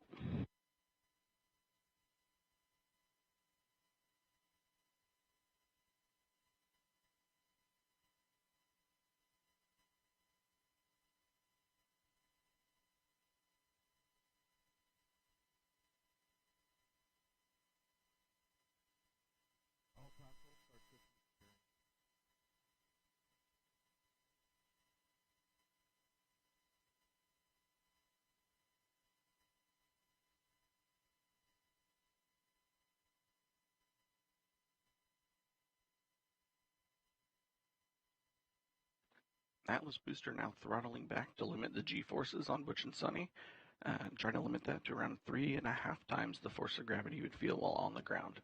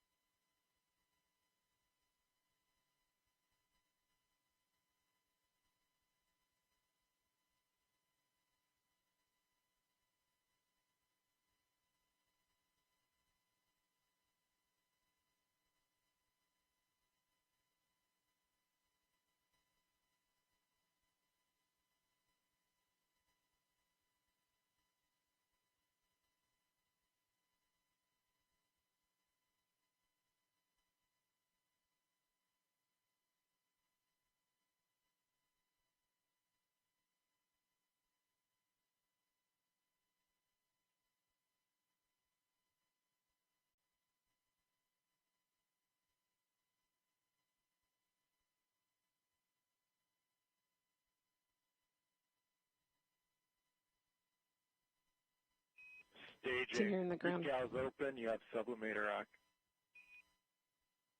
Decal subac. Great Atlas. Team on the ground reporting that they saw the ascent cover on top of Starliner that's been protecting the spacecraft's docking system through its climb into orbit. They saw that jettison as planned. Staging was good. You have good control.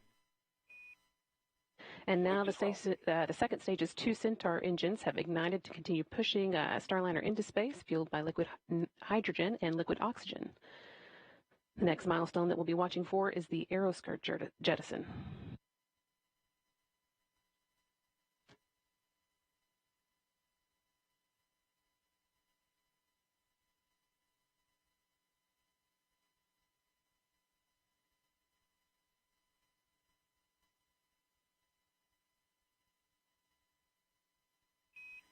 Starliner, you had good booster performance. You're up to plus 31. Plus 31.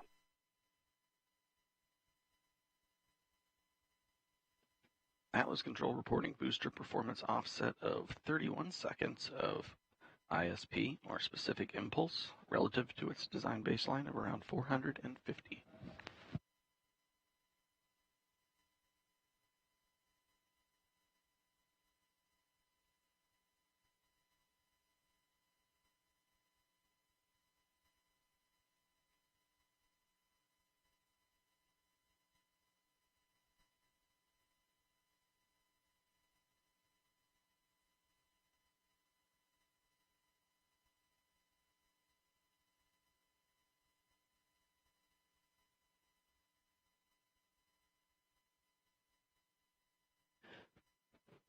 All continuing to perform well, almost 7 minutes into today's flight.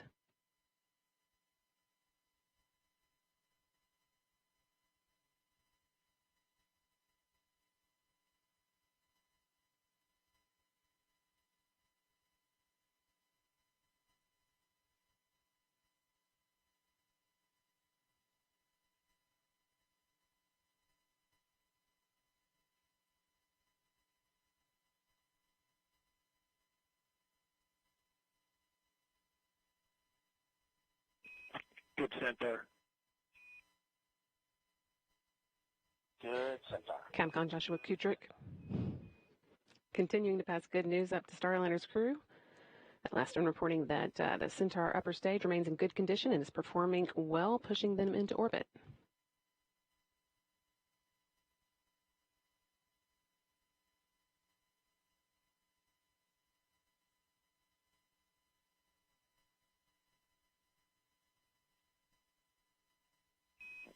St. John's open. St. John's. Starliner is now entering its first guided abort range, where Starliner would direct itself towards a specific location in the event of abort. In this case, just off the coast of St. John's, the capital of the Canadian province of Newfoundland, Labrador.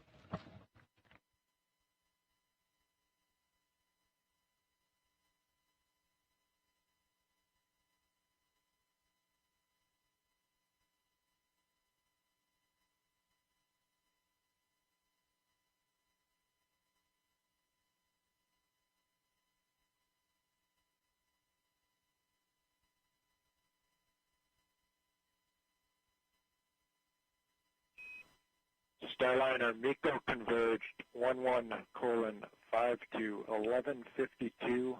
Good perf. You're at 34 to 36 seconds. 11:52, 34 seconds. Back call letting the crew know that the main engine cutoff, MECO, should happen just about on time, about 12 minutes into today's flight. Another good indication that Starliner's ascent is taking along exactly as expected. Main engine cutoff is a major milestone marking Starliner's arrival on orbit.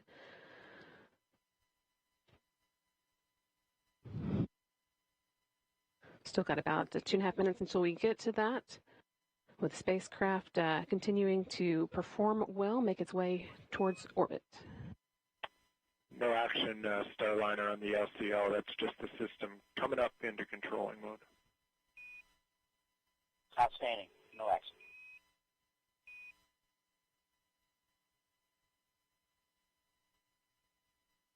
Once the main engine is cut off, the next step will be the launch vehicle separation. That's set to occur just short of 15 minutes after launch, when Starliner will separate from the rocket and fly free in space for the first time.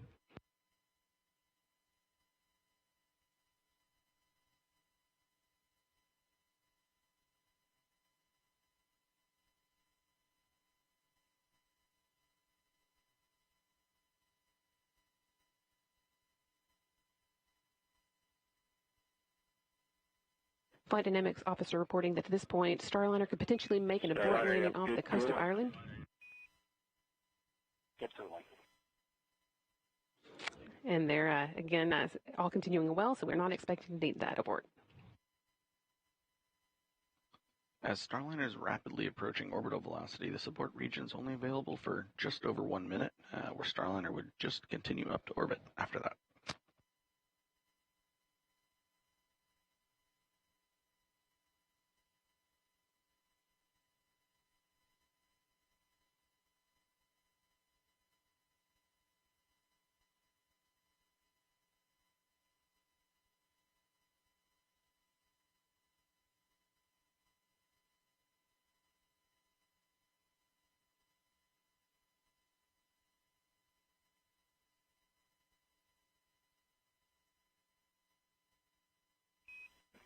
Seconds to MECO.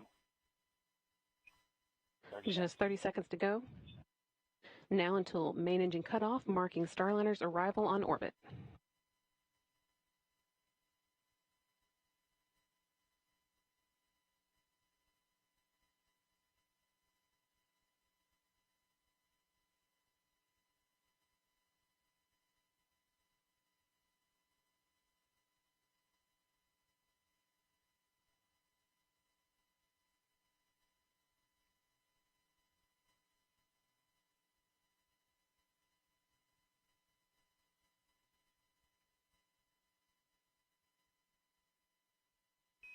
Nominal MECO, Starliner. Nominal MECO. And with that nominal MECO call, that's main engine cutoff. We've got good energy, meaning a good velocity for continuing to orbit, and a good plane, meaning Starliner's trajectory is aligned with the International Space Station for rendezvous tomorrow. And with that, Butch, Wilmore and Suni Williams return to orbit. Individually, they are both extremely experienced astronauts. 14:5 to 14:52. 14:52. They're both very experienced astronauts with a combined total of 489 days in space between them. Starliner is also the third spacecraft that they've launched in. Both have traveled to the International Space Station via space shuttles and Soyuz and are now well on their way to repeating the journey via Starliner. It's also worth noting that Williams' role as pilot marks the first time that a woman has crewed a flight test of an orbital spacecraft. Just a few seconds ago, you heard Capcom Joshua Kutter calling up to Butch and Suni. With the expected time, Starliner will separate from Centaur at about 14 minutes, 52 seconds into flight, just under 2 minutes from now, or 1 minute from now.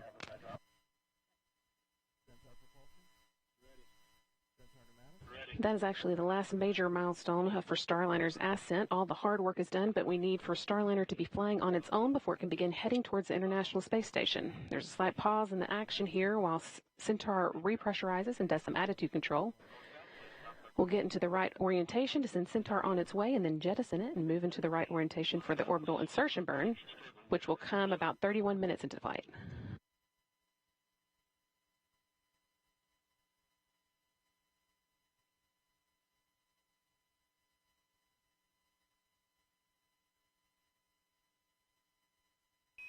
No action on the cabin temp Starliner.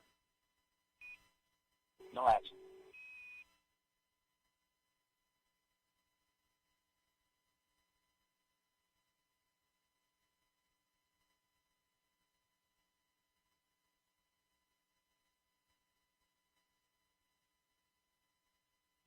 And about 10 seconds until an expected launch vehicle separation.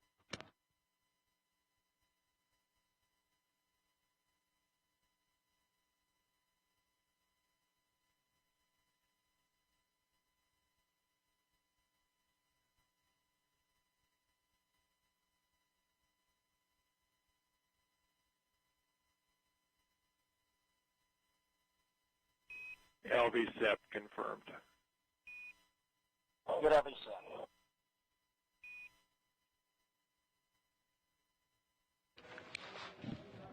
And now that Starliner has separated from this Centaur upper stage, we have a big thank you to our partners at ULA, providing Butch and Suni a smooth ride to space. That is not the end of today's orbit activity, though. The team will now be getting ready for the orbital insertion burn, which comes 31 minutes after flight. So that's still about 15 minutes away now. Suni Williams and Butch Wilmore will be getting their tablets out and doing a few other activities to get Starliner ready for that. And that will be one of the that will be the first in a series of burns that will set Starliner on its way to the International Space Station.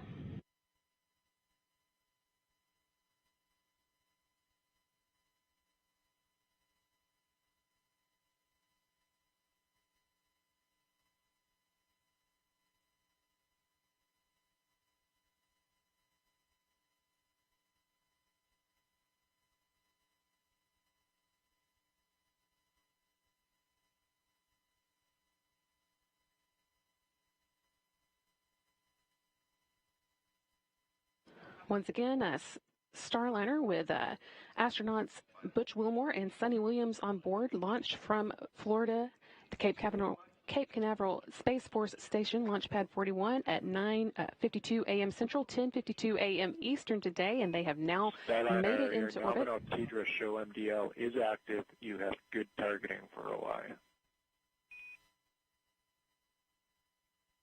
Good targeting.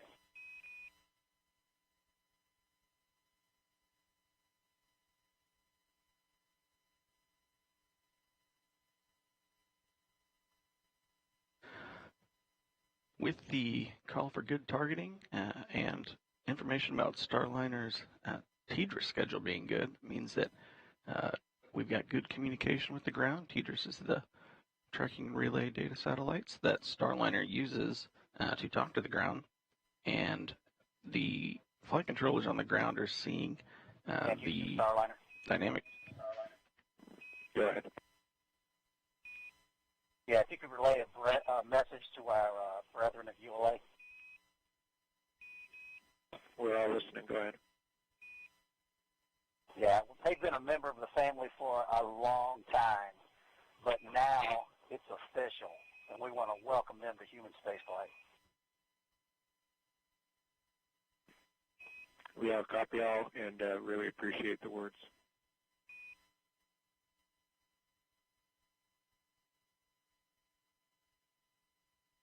And Houston Starliner, we are on the tablets and in insertion monitor. Copy tablets, we're with you, insertion monitor.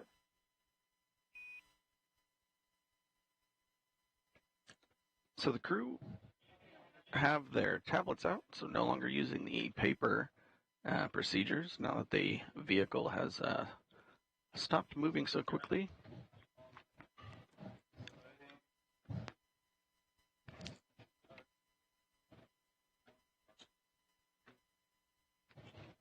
So there's a handful of things that the crew's going to do now, mostly just prepare the inside of the cockpit so they are looking at the right data to prepare for the upcoming orbital insertion burn.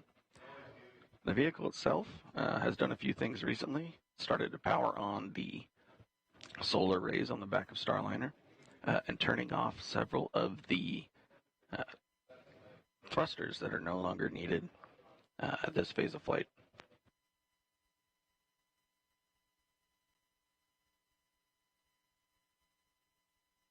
Upcoming in about 4 minutes, Starliner is going to start to orient itself in the direction it needs to do the orbital insertion burn. And the crew inside the vehicle will be turning the wireless access point on and allow them to stream some of the data from the spacecraft onto their procedure tablets.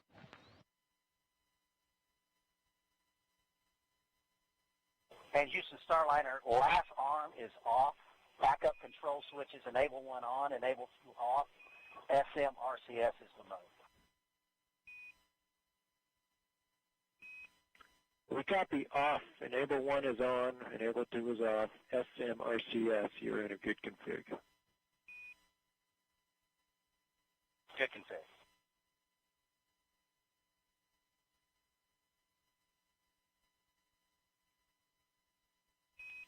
Your EXDV targets are on board and good. Good EXDV.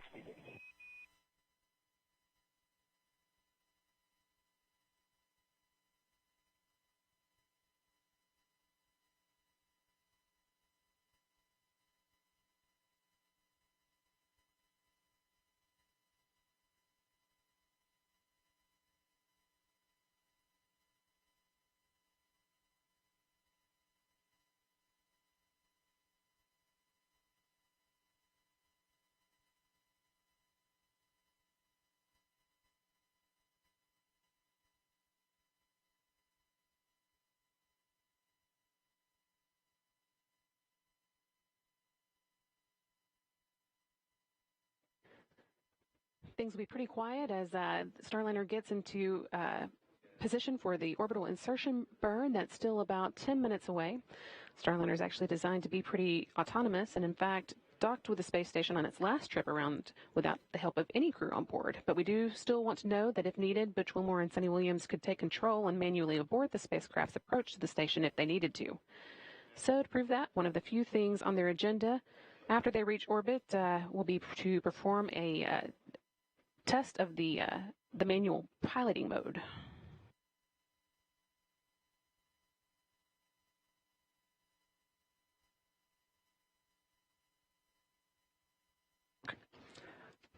This test will involve first pointing Starliner's nose towards the Earth so that its communication antenna on the back of the service module is pointed at the satellites, the teeter satellites that allow it to communicate with the team on the ground. They'll then move Starliner so that its solar arrays are pointed at the sun, showing they could charge Starliner's internal batteries as needed. And they'll follow that up with a demonstration of the star trackers, one of the ways that Starliner determines where it is in space, pointing Starliner away from Earth so that the system, the Vesta system, can get a good look at the stars. The next step will be for the crew to manually speed Starliner up and then slow back down, which will slightly raise and then lower their orbit and prove that they can manually break away from the orbit that the space station is in if they needed to. At that point, they can move on to the last items of the test. Still no action on your cabin temp. You're in a good config. It's 74 degrees in there. Yeah, and that's just due to the T2 sensor sitting beside the lights. So we're actually going to inhibit that particular sensor. We'll let you know when we bring it back online. Okay, great. Looks like we're on our way to thrust align.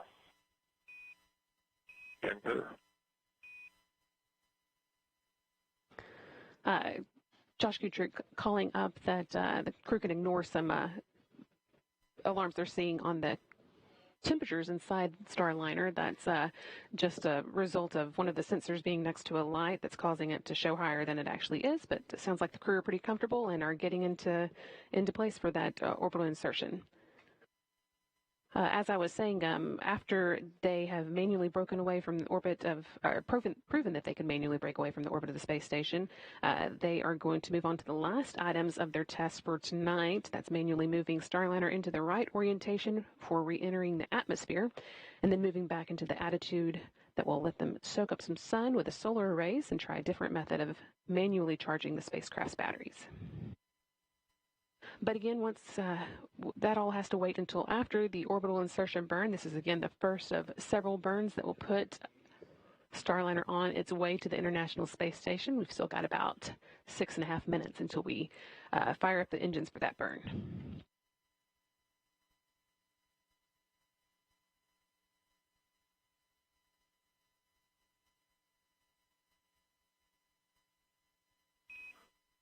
Starliner, we did not see the hand controller deflection. Just wanted to know if you did that yet. No, we'll get it now. All good.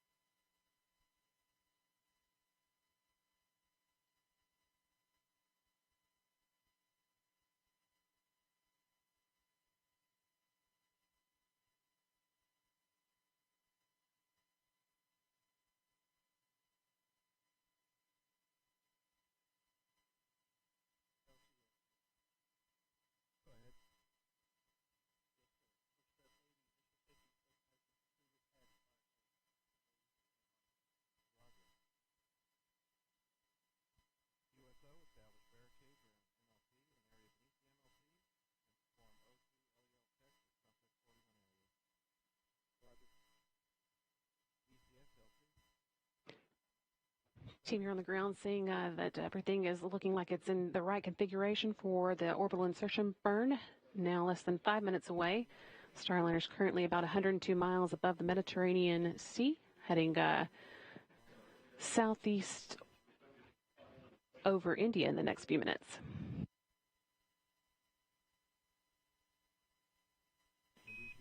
Starliner, good config for the OI burn. Good config for OI. And good config from the OI burn. Crew and ground controllers noting that Starliner is pointed in the direction it needs to for the OI burn. It should also be about the time that the crew are using their tablets for their procedures, also charging them, keeping them topped up for the rest of the rendezvous. We unfortunately won't have a view of Williams and Wilmore as they work through this procedure.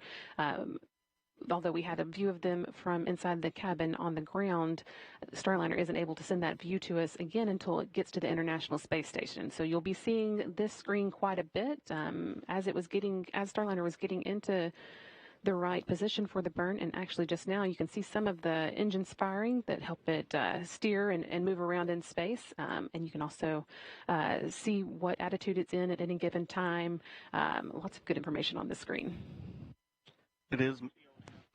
A lot of this information actually directly mimics the views that the crew is seeing, especially the one in the upper left-hand panel. That is an exact copy of the display the crew is using for their attitude directional indicator. It also covers what mode their translational hand controller and the translational pointing is in. On the left side, on the right side, the pointing guidance, which tells the Starliner in automated mode which direction to point, or when in manual mode, which direction the crew needs to move the vehicle, like we're going to do in some of the manual piloting maneuvers.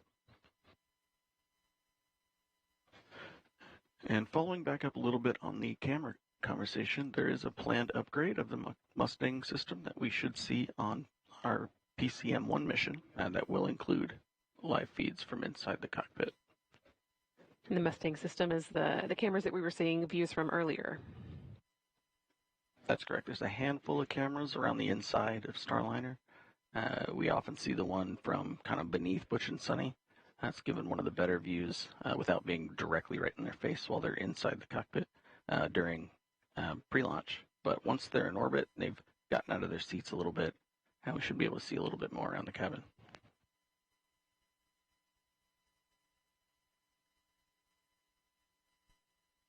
We'll, though, as you've already heard, continue to hear regular audio updates from the crew. Everything going well now that Starliner is just under 30 minutes into today's flight. We've got about a minute and a half left to go into that orbital insertion burn that will be kind of the final end cap, really, to today's ascent, which, again, took place at 10:52 a.m. Eastern when Butch Wilmore and Suni Williams launched inside the first Starliner to carry crew members on board from the Cape Canaveral Space Force Station, Launch Pad 41. They made it to orbit about 14 minutes later, and now we are just, again, waiting for this first of a series of burns that will set Starliner on its way to a rendezvous with the International Space Station. That is scheduled to take place at 12:15 p.m. Eastern, 11:15 a.m. Central tomorrow.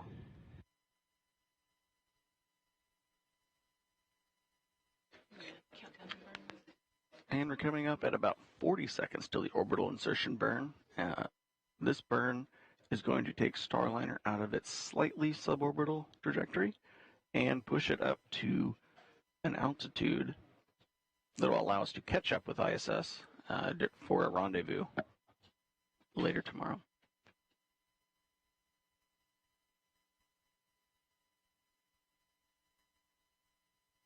"15 seconds left to go, and once again, you'll be able to see those engines firing on this digital screen here that show when the burn has started. 2 seconds.